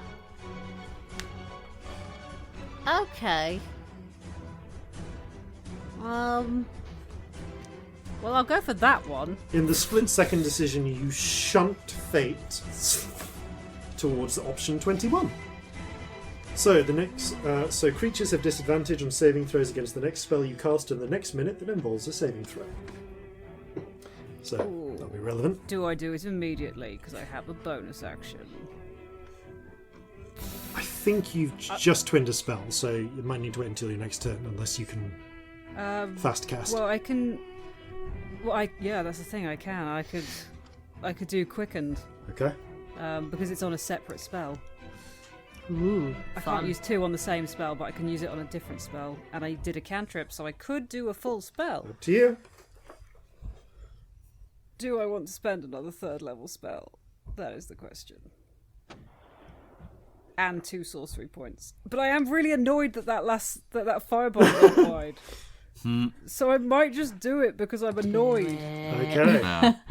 Do the So fun I'm going thing. to cast another fireball because I'm annoyed. Okay. I just wasted a healing spell on like a random That's fine. NPC. Fucking go Do you for want it, mate. to hit the most damaged swarm or one of the intact ones? Probably the one that's near Celestia because I'm worried about Okay. Celestia. Celestia, I'm as essentially like like skeletal hands start clawing in the you, middle. you feel a blossom of heat and flame. And one of the dice has gone away. I'm gonna have to roll another. Bloody hell. Hello. Maths. 35. I rolled 5 6s. That's amazing. You've had the most improbable rolls in the last 5 minutes. What the hell? Yeah. I know. And 35. just disadvantage on their saving throw. Oh, yes, That's they amazing. do. Let me just check a thing. Swarms. Yeah, they just take that damage. Okay, yeah, you do 35. You flat out do 35 damage. Nice. With a blast, a third of the swarm is disintegrated. And then the swarms are going to come for you. Okay, so Oh no. the half a dozen remaining skeletons next to Corzin just basically dogpile you, trying to bite or claw, like disembodied arms, just like try to get up your trousers and like dig their fingers into your flesh. It's an unpleasant time. Scamp, the more intact swarm just start piling onto you, beating with skeletal fists, trying to strike you with arms that have been pulled off. And yeah, Celestia, again, much the same. Each of you needs to roll me a dexterity save, please. Dexterity saving throw. Oh, that's not amazing. Should have 17. used tides. It's just not That's an terrible. 11. 15 from me. Okay. And Corzin? 17. 17. Okay. Celestia and Corzin take 7 points of slashing damage as you fend off the majority of the attempts to bite or slash you or scrape you. No, get away from me, you're disgusting. Scamp, you take the full Yuck. 14. 14. Okay. Okay, that brings us to Celestia's go. I've just realised that we're surrounded by undead and I don't want to use up too many spells and I still have a potion of radiance. Oh yeah, you can just breathe is radiance. Basically akin to fire breathing, but with radiance. Yeah, I can't remember what the dice are on it. I have no idea. One moment. It's the same as a fire breathing potion. I know that, Yeah, but I it's know. radiance. I've got it here. But I stupidly don't think I wrote it down. 5d6, I want to say, but don't quote me on I that. think it might be 5d6. Okay, potion of, so 4d6. 4d6. Oh, 4d6. Sorry. Close though. Yep. Cool. So yeah, I'm gonna down a potion of radiance and just start going at people. Okay, you take the little the little vial that you saved all this time, knock it back, and just rainbow light starts pouring out of Celestia's every orifice for a moment. Nice. Oh, this is a weird feeling. I like it. As you turn and You've open never your been maul, more beautiful. just Thank you. you literally vomit rainbows like high-powered. It's like Like the imagine, Gravity Falls gif. Yeah. less like Yes. that, but instead of like vomiting them down, it's more like you're vomiting them out like a high-pressure fire hose. Yeah. Please, everyone, just tweet us that vomiting gnome and like the one that's vomiting rainbows without explaining it. Yeah. And see if Yeah, we remember. Everyone. Spoilers I want to be without getting that gift in context. 6 months for no reason. So you can do this like 3 times. Yeah. The roll 4d6 radiant damage, please. And you can do this as a bonus action 2 more times. Okay, cool. So that is 7, 9, 11. Okay, 11 11 points damage. of radiant damage. Which you, hopefully will be doubled or something. you see skeletons just like evaporating or turning to dust in the wake of this. It's pretty damn effective. Okay, I think that's your go. Basically, you are. Drinking the potion is the action, and that's the bonus Yeah, action. So yeah. I'm kind of done basically. You can you could try and run, but it follows you at your same movement rate. So I'm kind of. I mean, Yeah, I'm you're- still like between the undead and Chelsea is the current yeah, plan. and indeed, as you I'm stay trying there, to boost morale. That's what fighting I'm them going off, for. the rifles are able to pull back and get ready to make their next attempt to fire. So they assume that their rifles are firing on their own targets in the background as well. Okay, Corzin, top of the round. Okay, Corzin is going to take a moment to anoint his blades with holy oil. Bonus action. And is going to start hacking away at any of the skeletons he can reach. Okay, go for So it. is that a bonus action to It's a anoint? bonus action to anoint it. Right, you so can I've got anoint 2. one blade with one action. Okay. So whichever your favoured blade is, because you can make 2 attacks with it with your attack action. All right, I'll go with Riptide then. Okay, add the holy oil damage. Okie dokie. I believe that means that it's an extra 2d6, if I recall correctly. Yes. Yep, okay, cool. So, first attack is a... dirty 20. Roll damage. Right. So, mundane damage first. That's 11 slashing with a further 11 radiant. Okay, with the first strike, as the undead are piling on top of you, you pull back, coat the blade, which starts to shimmer and shine, and as you pull a mighty arc, undead just start exploding above you, turning to dust. You actually just full-on kill the remainder of that swarm that was going for you. So Swarm A is now dead. It's like when you kill Again. Hollow Men in Fable. Yeah, it's exactly like that. Yes. To you, Corzin, It's so satisfying. It's so good. as they this thing. explode, you see shadowy spirits just like fleeing en masse out of the bodies. Okay, so I've got one more attack. Yep, and you're also next to the one attacking Scamp. Yep, gonna go after them then. You just start wading Yes, into please. this. Okay, that is a 16 to hit. Hits, roll damage. Okay, mundane. Not hard to hit. They're Oh just yeah, sacks of hit that's points. 12 slashing and a further 8 radiant.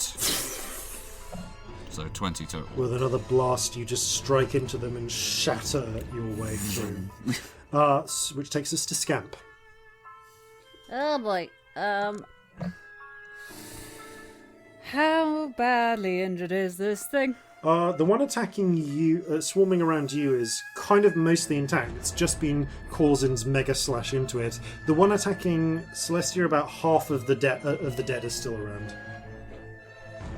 Okay. And I can't get out of melee with this thing, can I? I guess no, you can't really, because I guess you could It's just run everywhere. and leave it to go for Corzin. Well, just the disadvantage is causing me issues. Okay, yeah, no, you can pull away. It's just it will follow you if it doesn't attack Corzin next turn. Okay, I will pull enough away that I can go for the one. Corzin looks like he has this under control, Okay. which is You backpedal. ridiculous because Celestia is also breathing holiness, which is very out of character. I don't think it The looks alcohol holy. fumes. But I will chuck an Eldritch Blast because I'm worried about spells, Yeah. Or like hard same. which I've realised is like force damage, and I'm hoping maybe will be decent against skeletons. Okay. So the lowest was a 14 to Yeah, hit. that those all hit. Lovely. The others were both 21s. So that one's a 6, another 6, and a 2. So 14 total. 14 total, thank you. Okay, with 3 skeletons, blast, one knocking and the 2 behind them into the water again. You've done some damage. Okay. I'm going to use a bonus action to get a sorcery point or 2 back. You focus regathering your sorcerer's powers. At which point, the dead will claw. So, Oh, Corzin no, not and again. Celestia both make dex saves, please. Oh, that's decent. 26. Nice. Another dex save. Yep. Mm-hmm. That is a 17. Okay, yeah, you both take 5 points of slashing damage. Fine. These enemies are kind of a bit beneath you. It's just Right. the number that makes them threatening. 5 was that? Yep. Sorry, I really I forgot the difference between 4 and 5 and couldn't remember which one you said. No worries. I don't know what just happened to my brain, but it was very weird. Okay. That brings us back to Celestia. Don't forget, you can vomit rainbows as a bonus action. It's still an action. I will take a deep breath in and go, vomit some rainbows at some 46 rainbow damage. Such an image. It's very stylish vomiting, but it is nonetheless basically. You've got to draw a rainbow picture of vomiting. this. Oh, You've got that- to draw a picture of this. Shit me, Yes. this damage is terrible. Really bad. 7 damage on 4d6. I Okay, rolled 3 2s and a several 1. of them, but several of them flee. It's radiant though. Yeah, it is radiant. Several of them flee out of the way as of the outpouring of rainbows, and only the one skeleton is turned to ash by this one. But you still have your action. Ah, fuck it! I'm gonna just take a swing with my guitar at 1 or 2. Go for it. Roll shocking grasp. Yeah, shocking grasp, basically. So, that is a. Oh my god, what's my spell? DC I never use. Spells. Your spell that have attack hit is rolls. 40, is plus 9. Yeah, it's Plus fine. 10. Plus 10. It's like a 27 or something Oh god, yeah, roll ridiculous. damage. Yeah, Just roll fine. damage. I don't know why. Sorry, there's a lot going on. I feel like I'm having a bit of a crisis. Oh, for fuck's sake. 3 damage. 3 damage. Yes. On 3d8. Yeah. Oh my no. goodness. No. Oh, it is 3d8, isn't it? Yeah. 4 damage. Oh, son of a... You bury the axe in the head of one of the one of the skeletons. Theme of this turn is 1s and 2s on damage dice. Oh no! Oh Oh. But yeah, I mean, it also has disadvantage on its next attack, just that one. no! I watched. I guess I'll bear that in mind for the attack on you. Which I guess Yeah, next just time gets pissed they off. swarm you, I guess make your attack roll make your dex save with advantage when it comes to it. Awesome. Corzin. All right. I've still got this swarm in front of me, haven't I? Yep, you're laying into the swarm in front that was Right. attacking the I'm scamp going and is now on you. to go a reaping with the holy blade. Actually, if I've got a bonus action, I can use that to anoint my other one this round, can't I? You can if you want to use that resource up in this fight. Oh, okay. So it would be a case of by the Actually, time no. These I last. get to another one. I think these last a minute, if I remember correctly. Oh, I thought they lasted longer than that. No, yeah, sorry, no, you're right. It's like 10 minutes or an hour. I've said. I think it's an hour. An hour. Oh, in which case, yeah, you totally can. This fight, this Gonna whole do it. battle is not going to last an hour. Yeah, worth it Oh, then. Totally worth it. Okay, anointing my other blades, so both of my weapons, both of my melee weapons at least now are anointed with this. So first one, that is, that's a 13 to hit. Hits. The dishonor seems entirely. Death seems entirely, well, as mundane as it ever does, perpetually reflecting moonlight. But the moment it hits the skeletons, it glows with the radiance of the moon. I mean, it's ghost touch, but that's not Yeah. quite what these things are. Okay, that's 12 slashing damage and a further 8 radiant. So 20 total. Skeletons disintegrate with the blow. And the second one is a natural one, but lucky. That is an 18 to hit, so... One of the skeletons pulls the blade out of your hand. You punch the pommel of the blade, driving it into its skull. Love it. Pull it back, scything with it. Like down straight through the midsection. Okay. So with the second hit, that is an 11 slashing damage with a further 8 radiant. Yeah, this is working well for you. Yep. Popping like Hollow Man. They're almost like the best thing to kill in Fable. They're so fun. So good. It's just the noise they make is the most satisfying thing in the world. It's very much a I'm sort going of... to play So this. you're, like just reaping them left and right. Summer is a coming in. Yeah. You sing a jolly tune. Yeah. Corzin, that's really creepy. Corzin, that's creepy.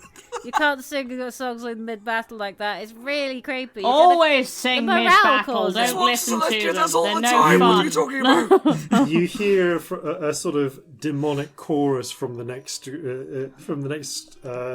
ward over, singing something which seems to translate into your head. So, oh, the sun will have a coil on, hip hip hip hooray!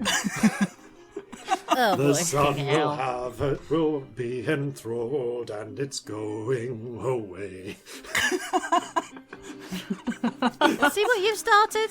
I'm putting this on you. As the Sun Brilliant. Eaters do their own thing. Having a lovely day, apparently. Yeah. Okay. Sun has to come up before they can eat it. All right. What the hell are doing? That, I think, is Corzin's go, isn't it? Yeah, that is Corzin's Okay, go. yeah, you lay into those mofos. But how is that swarm looking now? Is it pretty much... It's pretty dwindled at this point. There's a handful still attacking. It's not quite as screwed up as the last lot, but probably maybe less, like 8 or Could to I have 10. a quick look out over the bay and see where the boats have got? Hasn't changed since you last looked, because this is all happening within the first round, Fair. next sort of turn of combat. Okay, Scamp. Just checking. Okay. I'll do another bunch of Eldritch Blasts. Pew, pew, pew, Seems to I be mean, working that seems for like you. the thing to do. pew. I'll do them at Corzin's ones this time. I don't know why, but why not? One of them's a 1. Oh no. Boo. The others are 23 and 26. Okay, roll the 23 and the 26 damage first. 3 and 5. Okay. Yeah, you do 8 points of damage, blasting into the one next to Corzin. Corzin, roll a luck check. Okay. 5. Okay, Scamp, roll damage. 2. Okay, the bolt fires past Corzin, and just as your friend Chelsea is raising her rifle to fire, gets struck in the shoulder. She's fine. It's 2 points of damage. She'll live. That's a lot I'm for sorry. Chelsea. But it's bad. She's gonna have a real bruise there. I think the might have dislocated something. Ow, ow, ow. Oh. It hasn't. She's still able to hold her rifle. It just hurts a lot. Okay. On to the swarms. I guess Dex save with advantage for Celestia, because you did, like... Thank you for that. That's very Yeah, kind. and without for Corzin, please. Okay. 17. Okay. 18. Yeah, you both are fine. Okay, so that becomes... Ooh. Okay, well that could have been 21 damage, but is dropped to 10 for both of you. Okay. As the swarms claw and bite. Bringing us back to Celestia. You have one rainbow vomit left. Just gonna look at a crowd of undead and go, boo! As you say this, the last of the rainbows emerge from your mouth. God, this roll, like, it needs to be better. It was so bad last time. Oh, it's not good. Oh no. That is 4, so 8. 1 better than last time. Oh no. For fuck's sake. 8 was Yes, that. I look at how shit it is after it's come out and I go, boo again. No light comes out this time. I just say boo. Yeah, just like a last few rays and then it's gone. A handful more break, but it has been some damage. What do you want to do next, Celestia? Oh, I'm so worried about fucking spells. Nobody's even your here cantrips. yet. We can't use up all our spells. Yeah.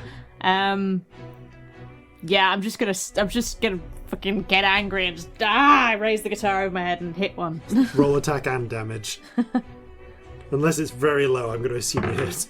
Natural fucking 20. Okay, roll damage and double it. Yes. Yeah. There's 3d8 in it. Yeah. Shocking grass. Yeah. That is 7 damage. Double to 14. Double to 14. Hey! This time you do a passable imitation of Corzin's Radiant Reaps as they blast through. Okay. Corzin's Radiant Reaps, that has a nice ring to it. Speaking of which, it's Corzin. It's For some Corzin reason, time. it feels like a breakfast cereal. Yeah. It's time for Corzin's Radiant Reaps. Okay, well, now I've got a whole 3 attacks per round. So, first one, that is 14 to hit. That hits. Roll damage. Okay. 11 slashing and 5 radiant. Okay. Second one. 25 to hit, so 10 slashing Okay. and With the 2 strokes, you wade through and shatter the core of the remaining of the swarm next to you. A few stragglers remain, but with well-placed shots from the rifles, they go down, which leaves you space to run over to Celestia and deliver your 3rd attack if you so wish. excellent. Yes, will do. 3rd attack. Another 25. Okay. So 10 slashing and a further 6 radiant. Okay, nicely done. I feel like we have like a camera on a helicopter, and sometimes you can see everything, but sometimes Sometimes it like it's flies over us. Yeah. Yeah, like a drone cam. You It's a know. really fun way of doing it. I like It's kind of it. how I'm trying to get the feeling. Yeah. Like we zoom in on really certain enjoying things. this. It's really Yeah. fun. I like the mix of like Yeah. personal combat and big, scary wargaming combat. Because right now I'm all Scamp, but then we zoom out and I'm like, okay, What that's would the part Alton of the do? brain that likes chess. Yeah. What are we Yeah. doing? Speaking of which, Scamp, the Uh-oh. dregs of the swarm are now, the last dregs of the swarm are still focused around Celestia. Oh, same again. Okay. Since it went so well last time. Eldritch Blasts. Oh, Eldritch what's blast. We were all thinking it. that? I feel so weird doing it as a sorcerer, but there we go. It's fun though. I like The when you lowest have it. one's a 19. Okay, so yeah, no. think we're 3 strikes of pinkish light burst. Oh, and finally, shatter. decent damage. That's Glad one of us is 10, doing 19, decent damage. 26. Okay, with these Nice. last few Instead of, like, skeletons, 4. finish them. Ah! I just want to get us through as many skulls as I can with Okay. each blast. You start punching through skulls 2 or 3 at a time until within a few moments only a couple are left, and you see Chelsea take a shot. Take this! The last of this squad fall. Fuck yeah, Chelsea! Chelsea! Chelsea, you did it! You saved the day! Good job there. Sorry, wrong person actually. Good job there. Right, back in formation. We still got another one of these to sort out. Oh boy. We have What are we doing? indeed the rest. You continue to fight off the mop up the stragglers of this unit for the remainder of the minute, because we abstract that part of the fight without expending any spell slots or taking any. We do serious damage. hitting, yep. You do hitting. Itty, wacky, punchy. As we pull back out for the second round of strategic combat. Okay, so you successfully dealt a hit point of damage to the undead rabble. Oh, dear. Okay, which means that 3 of the units are still intact. One. Okay. So, if I remember correctly, we damaged the first rifles already, didn't we? Yes, Yes, yes, they have causes- taken a little bit of They're damage. taking a bit of damage. Okay. Well, the one of the undead rabble is going to at Monk's docks is going to try and take them down. So Disadvantage from the clerics, though. disadvantage from the clerics. Yeah, clerics are. Thank in you play for still. the reminder. Okay, that disadvantage may have done it. What's the armor class? Armor class of the rifles is 12, isn't it? Yes, and I they're believe attacking so. from Oh, the hang on, water. They do have the advantage of these are our streets. So Not 14. when they're attacking from the water, because they're not onto the streets fair. yet. Okay, Okay, well, that is a 12 then. 12, so it is enough to do 1 point of damage.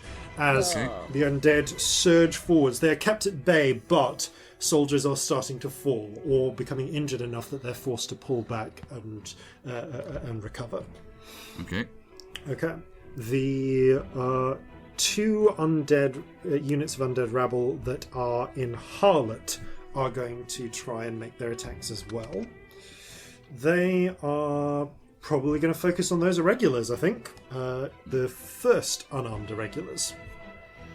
So these attacks... These are straight attacks, actually, because no more Mirage. Okay, but they are shitty attacks.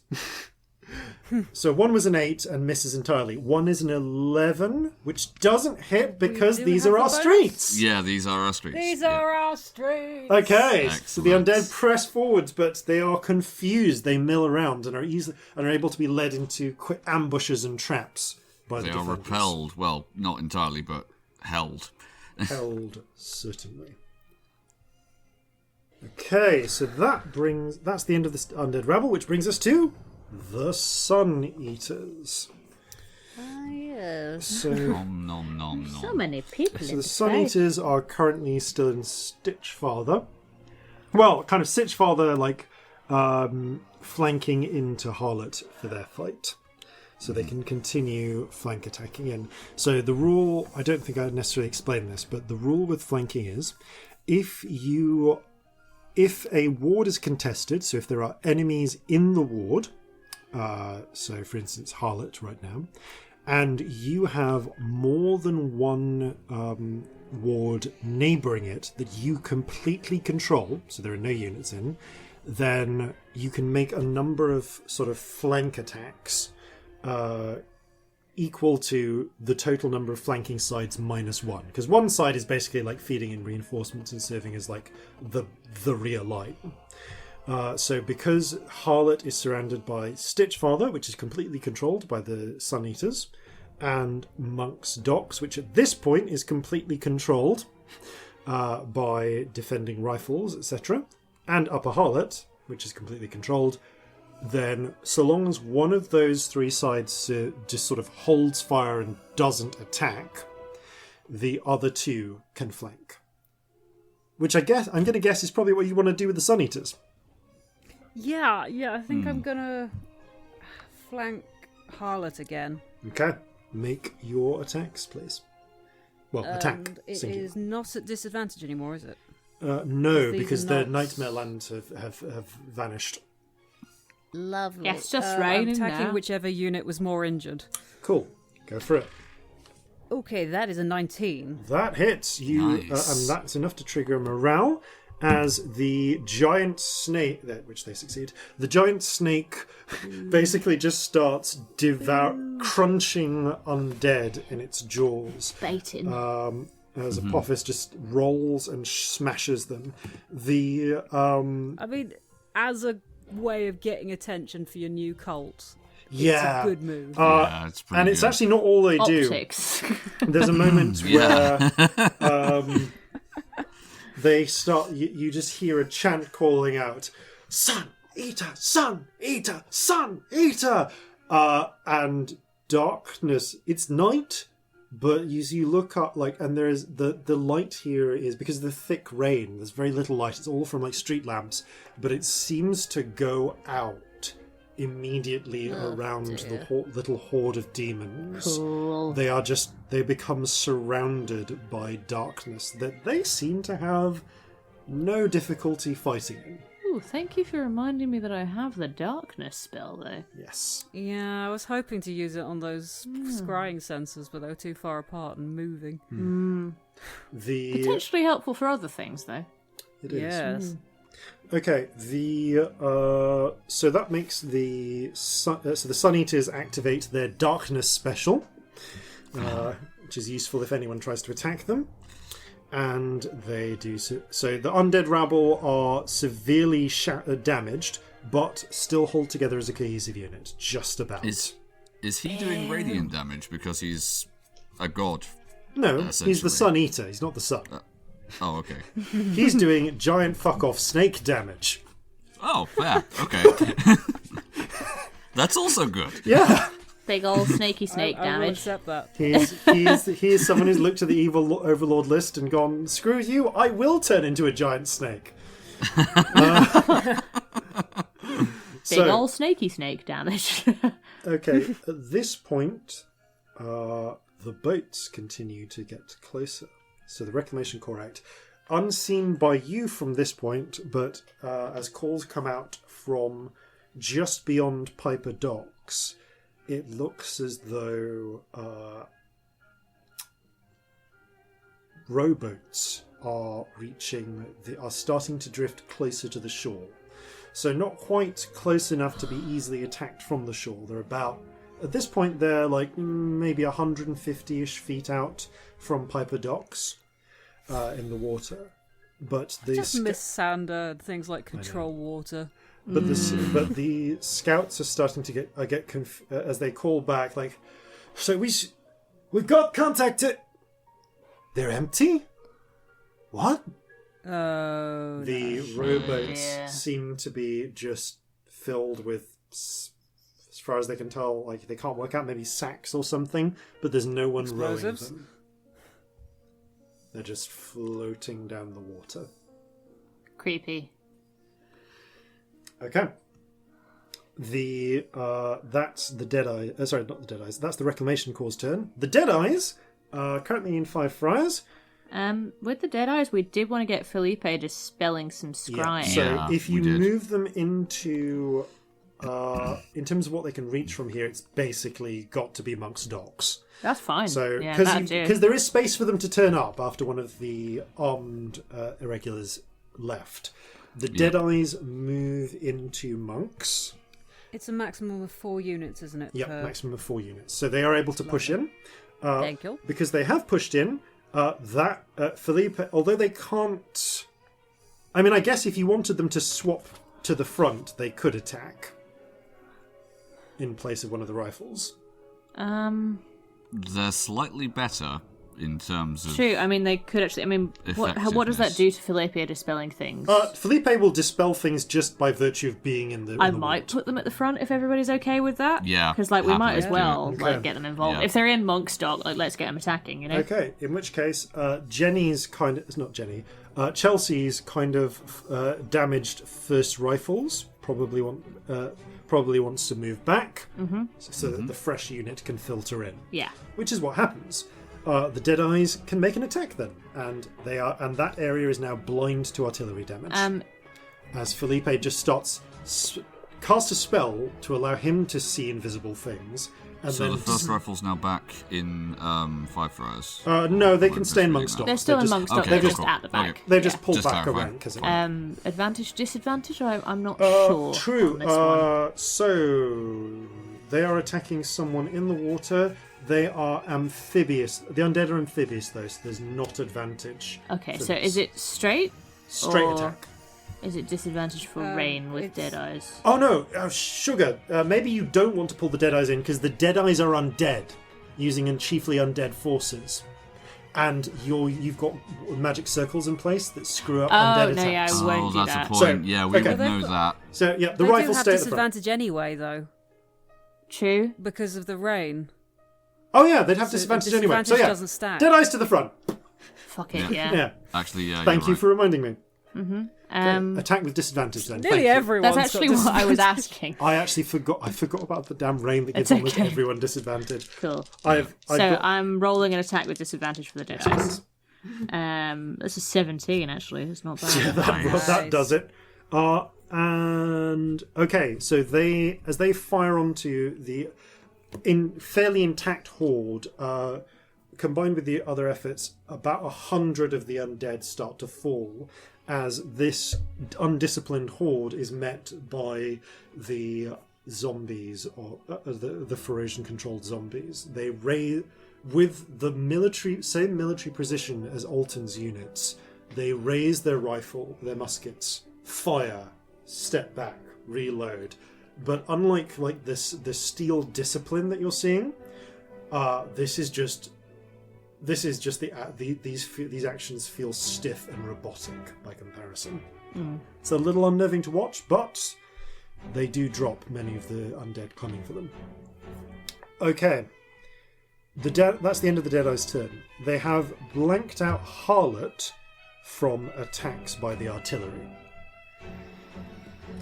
However, And does Felipe manage to do Felipe anything? is Dispel. It has so Felipe casts a spell to see invisible things, and then dispels the arcane eyes, blinding. Awesome. So long as the Felipe is, as long as the Deadeyes are in the territory, they are now blocking scrying, so the artillery cannot fire on them. So, fun fact: at home, the rain of the storm is too strong to actually be able to see Guernsey on the other side, which means it's also too strong for the artillery to actually make their attacks, because they can't see where they're targeting. But the scrying sensors mean that the diviner unit, that mage unit that's been such a thorn in your sides, can send them targeting coordinates. Is that the bear paws? That's the Goldhawks. Yeah, it's I'd forgotten about Yeah, them. you forget about them. They sit in the fort. Yeah. Yeah, they're a surprisingly nasty little group. They're just going like grid coordinates. Oh, Yeah, that's literally cut to back at the fort. 42, 6, 42, 7. Son of a bitch! In all fairness, as far as they're concerned, we shouldn't even be able to see them, so that is actually really annoying. Like, in this same moment, it's like, what happened? It's that blasted halfling that can see our eyes. Fucking everything. You know the one covered in eye tattoos? Horhace. Somewhere in the background, I'm just imagining Cleric Joseph Ancre, former harbour master of Bulwark's Bay, like on vacation, just like snaps a pencil. And doesn't know why he's done it. gets a sudden nosebleed. Horhace! In my head, that harbour master says that at least once a day. Yeah. Stumps his Context. toe. Horhace! Corzin literally just sawed a plank underneath where he was walking once and he fell in the water. You know that you're the worst thing to ever happen to him. Like, Well, it was after he'd beat the shit out of me, but hey. yeah. You did then hang his gimp suit up a flagpole, though. So, Yep. you know. Yes, I did. Oh, okay. So the artillery can't attack Monk's docks, but it doesn't mean they can't attack. Yeah. So, quick fire decision from Colonel Tompkins, what he would order. Okay, let's try and wipe out your flanking advantages then. So here's a point where I have to note the artillery do have a special ability. They have 2 modes of fire. What you've been seeing up to this point is round shot. You use round shot when you want to be fairly specific about where you're firing. It's also got longer range. And importantly, it doesn't cause friendly fire. Unlike canister shot, which is basically grape shot, but finer balls. Ooh. So, Do you 1, like some fine balls? 2, 3. I'm sorry, it's very late, listeners. Oh, I'm enjoying it. Okay, so first things first then, we'll do the round. There are a couple of round shot attacks that are still going to happen. So round shot attack against Harlot. Actually, no, screw Harlot. One round shot attack against Harlot. They're going to try and hit, I think the most damage there is unarmed irregulars 1. So attacking with disadvantage. Okay, that hits. That's 17 to hit. So this is still round shot because they have troops on the ground, so they take 1 point of damage. What does that put the first unarmed at? The first unarmed... actually, that could take them down. Okay, has it dropped them to 2? I thought you swapped them to... Oh, actually, no, you're No, right. yeah. We did Yeah, we swap them swapped over, them. so Swapped them around. that's actually taken them down to 2. Okay, roll a morale check then. That's enough damage to take them to half. Okay. With the cracking of distant cannon fire, balls begin to strike the ground, throwing people, breaking up dirt, collapsing buildings onto them. Okay, that's a 10. This is enough that they start to lose their bottle and run. There is space. It's actually enough that I think they're going to, because there are no more free spaces in Harlot, because there's 2 undead and 2 fighters. They're going to retreat out of Harlot. Would Sam, you have control of unarmed 1. Would they retreat to Midtown, Stitchfather, or Upper Harlot? I think if they knew that Stitchfather was a place where they would be safe from the undead, that's where they'd go. Okay, they're going to retreat there. Still roll another morale check, though, because they might break entirely. Yep. Oh, I think they do. That's a 4. Okay, Balls. They run through Stitchfather, but the cohesion is lost. The commander is desperately shouting, and you see them flee in every direction, just trying to get to safety. Okay, they're out. Okay, that unit is now gone. They went from full to nothing in a round. That's the problem with the irregulars. Yeah. Yeah. They can be. Yeah, because the undead have gone already. Yeah, they only have Undead like have 4 hit points, irregulars. Yeah. Oh yeah, they are as about as fragile as the rabble are. Yep. That's why you got to arm them. Okay, so that unit is gone. Next up, I have 3 artillery attacks with canister shot. The first is against Upper Harlot, actually, because that is on the outer edge of their range. So, as an eye floats over and isolates a shot. Ooh, maybe not. That's only 11, which I'm pretty sure. These are our streets? No. These are our streets. Okay, they take cover. They do not take double damage. Good.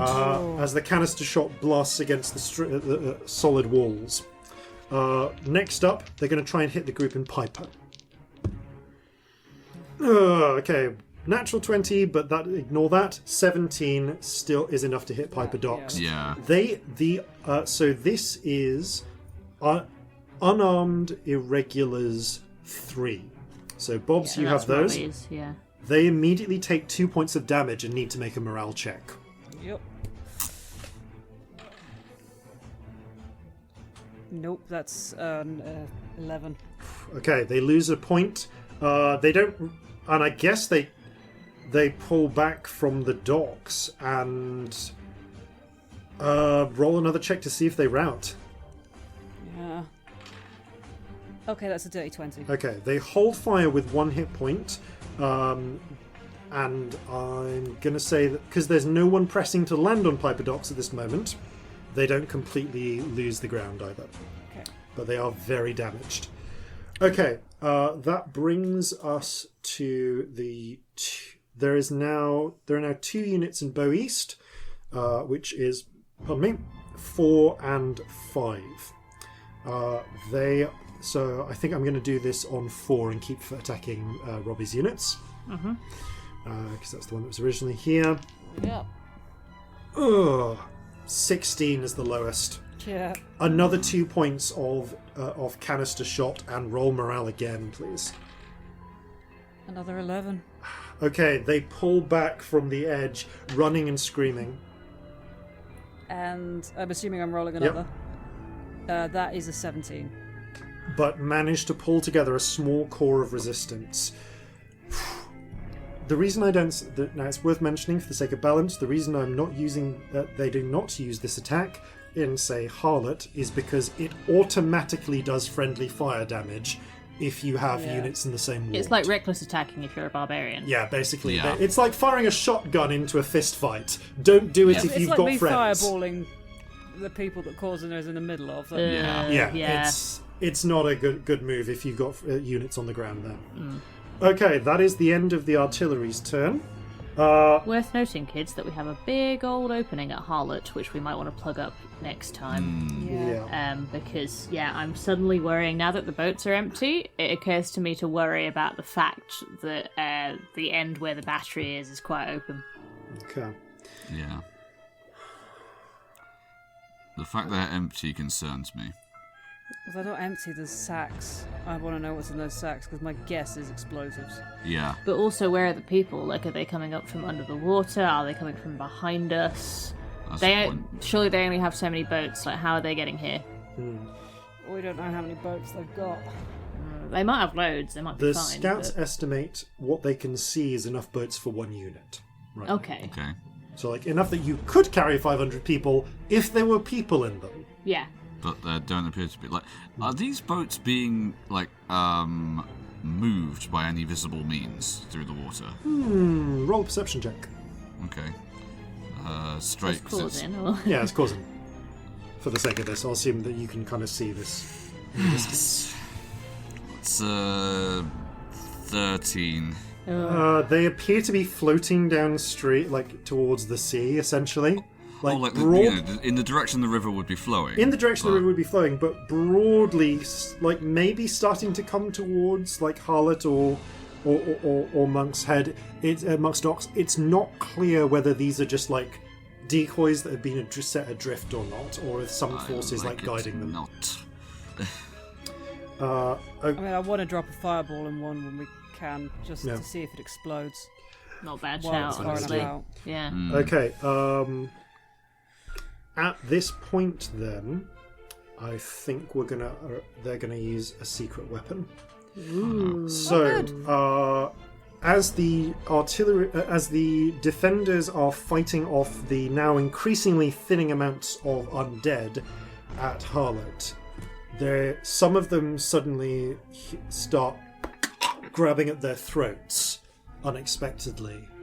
As the wind, in the storm and the rage, they don't hear it, but but across the battlefield you see figures being pulled up into the air, shaken like rag dolls, and thrown to the ground by what you now see are half a dozen swirling vortexes of wind. That anyone with spirit sight sees the spiritual form of like birds and bats inside, or moths swooping We know around. where we're going next Air time. elementals? As 6 air elementals make their attacks. Which This ward is are these in? Harlot. In Harlot. So it's the next one over from you, and that is the fire starters are going to make an attack now.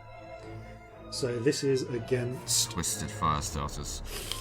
So this is against We knew they'd turn up eventually, don't we? the armed irregulars that are still in Harlot. Cool. Okay, here goes.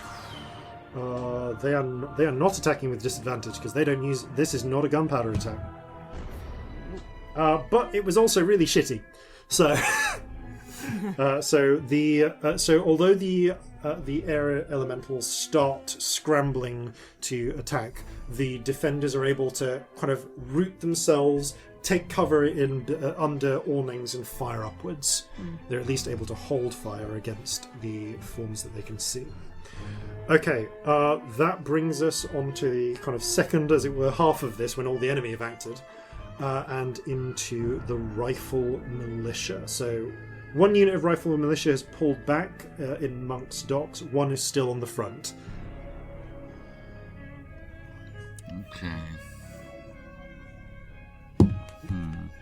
So the one that's pulled back, can that help in Harlot? Yes, they can't attack here in this unit, in this ward, because like they're Too busy. There's Yeah, already makes someone sense attacking then. on that front. But yes, they can in fact flank into Harlot. Still. Worth it, I think, honestly. Okay. Make your attacks. Okay. This bloody storm, though. Yeah, I hate the just- storm so much. Oh yeah. The storm is fucking up them, but I think it might be fucking you up slightly more. Okay, that's a Oh, yeah. 7. True I luck, don't think I that's think, going to yes, hit. actually. Sorry, was that to hit? That was a 7. I don't think that's going to hit. No, This is the irregulars, right? Yeah, the rifles. The rifles. In fact, then... sorry, in which case, then, that's not a 7, that's a 10. Okay, that is a 10 with disadvantage. That still hits, because the undead do not have the advantages you do. With the as the rifles fire in, which is Chelsea's squad actually, the first, making their attack, they successfully managed to down one of the two swarms, breaking them apart into manageable chunks. So there is now only one undead rabble unit in Harlot. Cool. All right, let's try and make it 0. Harlot currently has the fire starters and 1 unit of undead rabble in terms of enemy units. Cool. Okay. That brings us to the other rifle unit, who I guess may feel free to make an attack against the undead in trying to climb up onto Monk's docks. Yep. Okay. All right, that is an 11. That hits, and it drops them to 2. Ooh. This almost never happens. They rolled a 4, which means with their plus 10 modifiers, 14 is not enough. Although the undead don't lose their will to fight, it seems that blasting them up, as the rifles blast them apart, several of them seem to just lose their way or become confused and just go back into the river or split up easily enough. Wander awkwardly off. Lash out randomly and hit their foot like their friends. Yeah, or they separate off into small enough groups that they're easy to destroy. Just like ones and twos. One's having a really intense fight with a fish. Yeah. That you never see. Okay, that's really done a number on them. The battle for the for the battery. Yeah. Okay, that is impressive. All right, the rifle. So that is the rifles done, which takes us to armed irregulars. So first armed are currently in Harlot, fighting the undead and the fire starters. Yeah, as far as I'm concerned, that's the one that Robbie is controlling. That's Robbie's one. Your one cool. is second, which is still in Monk's. Still in Monk's, behind the lines. So I guess can flank attack into Harlot. I'm going to do that. So actually, if that's all right. Who do you want to hit? Undead or try and take out fire starters? Fire starters. Okay, go for it. Disadvantage or? Yes. Because rain. Yeah. Rain. Probably not. That's a 9. Absolutely not. Okay, no. The shots fire, but they get caught up in the air and just ping to the sides. It's hard to attack. It's hard to attack air elementals, and it's not clear where their summoners are. Okay, which brings us to first armed. Do you want to hit? I think they're going to go against the undead because they're a target they know they have a chance against at this point. Go for it. That's decent. It's a 12 on the dice, so some 15. 15. Nicely done. Okay, they For rolling a fire dice in. is some. Yeah, with their attacks, they manage to bring down the front line of their still fairly cohesive swarm. So that they make some headway. Okay, that takes us to the unarmed. Oh boy. So the second unarmed are chilling out in Upper Harlot, basically being the anvil to the hammers from Stitchfather and Monk's Hill. Not Monk's Hill. That's somewhere else entirely. I think that's in Manchester. Yeah, I think there is a place called Monk's Hill actually, from what I remember. The Monk's Docks. So they are holding. They kind of just have to hold. You could swap them with the armed irregulars, but I think they're at 1 hit point, so that might be a poor decision. There's no reason to do that. What they are going to do though is hold where they are and. Is there a way? That's actually a good point. If you want them to be, if you want to avoid them possibly taking artillery fire, although you will give up the flanking, but you could move them behind, as it were, the front line of urban. So if you move them into Portland, the artillery cannot fire at wards that are more than one ward behind. Is it the Okay. river? Because the buildings are in the way. I can't move them into Midtown, can I? That's 2. You Or is it can't on really a do diagonal? you can't really do diagonals like that. It's All right, faces fine. only. You could move them into Portland and then Midtown next turn, though. Yeah, I'm tempted to do that. I'm just thinking giving up the flanking is probably not worth it at this point. They're not Okay. being actively attacked currently, are they? By the artillery, they are. Oh, Yeah. right. Well, they were last turn. Where are you trying to flank? So right now they are flanking Harlot. Yeah, that's the thing. You can move them somewhere safe, but it will give up your flank on Harlot. Fair. So it's up to you whether you want to still keep have it it going. for now, but Yeah, it just would reduce the number. We still have it from the.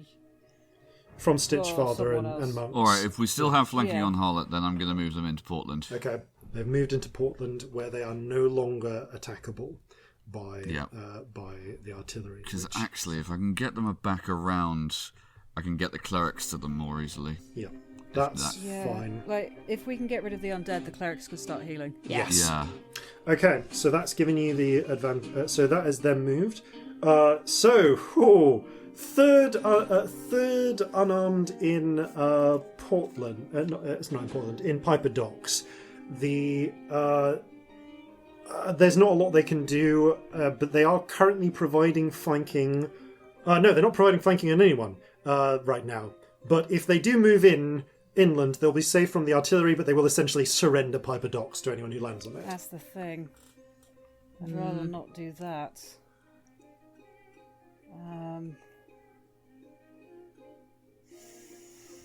How are 5 doing? 5 and 6 are both fully intact, as I understand it. Yeah, 5 and 6. 6 are in the east side. 5 is in Bow East. Bow East. And none of them have really done anything yet because I'm basically just leaving them there in case anyone lands there. Yeah. Because no one has landed yet and it's making me nervous. Yeah. Could we move 5 up to Piper and move 3 back? Yep, Yeah, easily. Should we do that? You swap positions. So 3 is now sheltering with 4. 3 is now moving to Bow West or Bow Central. Which do you want? Central, so that it, if needed, can flank Got it. Piper Docks and Bow East. So, and we want 5 in Piper Docks. in Piper Docks. Okay. You pull. And am I leaving 6 in Bow East? No, not Bow East, East side. Is there any sign of anything coming towards East side? Not right now. Maybe I'll move them to Bow East, Okay. just for now. Should we 'cause- swap them with 4? So that 4 is... There's still someone in East side, but...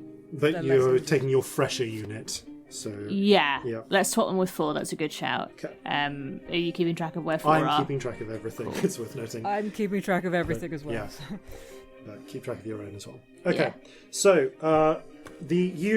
on the eastern side of the fight, although there's less direct contact, soldiers are and volunteers are basically running around, like cycling in fresh troops, trying to still hold out against the possibility of an amphibious assault, despite the artillery raining down on them. Oh boy. Right.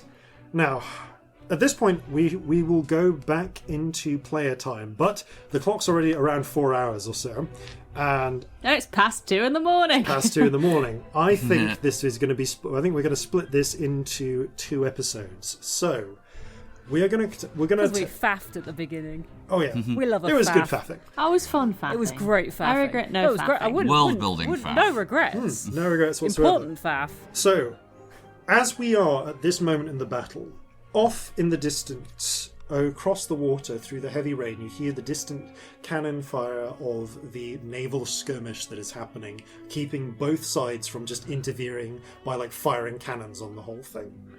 The artillery are still striking the coast, although they are blind to Monk's Docks, where the fighting is going best for you as a whole. You still have a strong knot of resistance, pushing back against failing undead trying to clamber up. Harlot, however, is currently the weakest point. The Firestarters have made their play and revealed themselves as a unit, working to attack the armed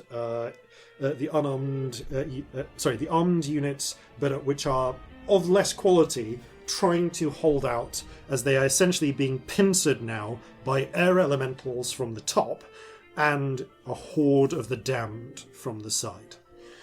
Strategically speaking, tactically speaking, strategically at this level, you have a lot of advantages on your side, but if the eastern or western flanks fall, you could well find yourself extremely exposed to attacks from whoever is still to enter the fight.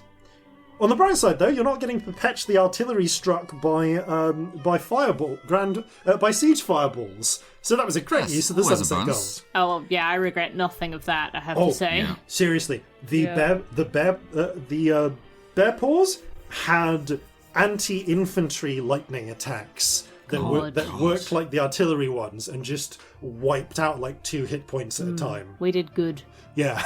And they would not have had disadvantage like the normal artillery. No. Yeah. Taking those out was... You kind of had a choice of avoiding this unit popping up behind your lines or avoiding artillery strikes from magic. So This this has one we been can reach. really fun, Yeah, by the this is way. a I good I really like this. I love Yeah. what I'm you've done glad. with the combination of mass combat and player combat. Like, that's... Yeah. Too much I mass have combat dreamed of really doing makes this in my terms brain of how it go. works. So it's really nice to have the mix. Thank you. We'll put the rules for this as much as they exist onto Patreon, and this is spiritually inspired by Matt Colville, who does a lot of this stuff in his games. Okay, but with that in mind, we're going to pick up with you confronting, perhaps for the final time, the Firestarters. I really hope so. next God, I time. hope so. Thank you all very much for playing. Thank you all very much for listening. And farewell from all of us here at Flintlocks and Fireballs. Fair seas and natural 20s. I spent so long where there's no light. You freed me, sure I'll join your fight. It's good to stretch my coils, have fun. Maybe then I'll eat the sun. So gather your muskets, gather your spears, we'll plunder the shores of Calcinea. No kraken, storm or spell we fear, so come and sail with us, my dear.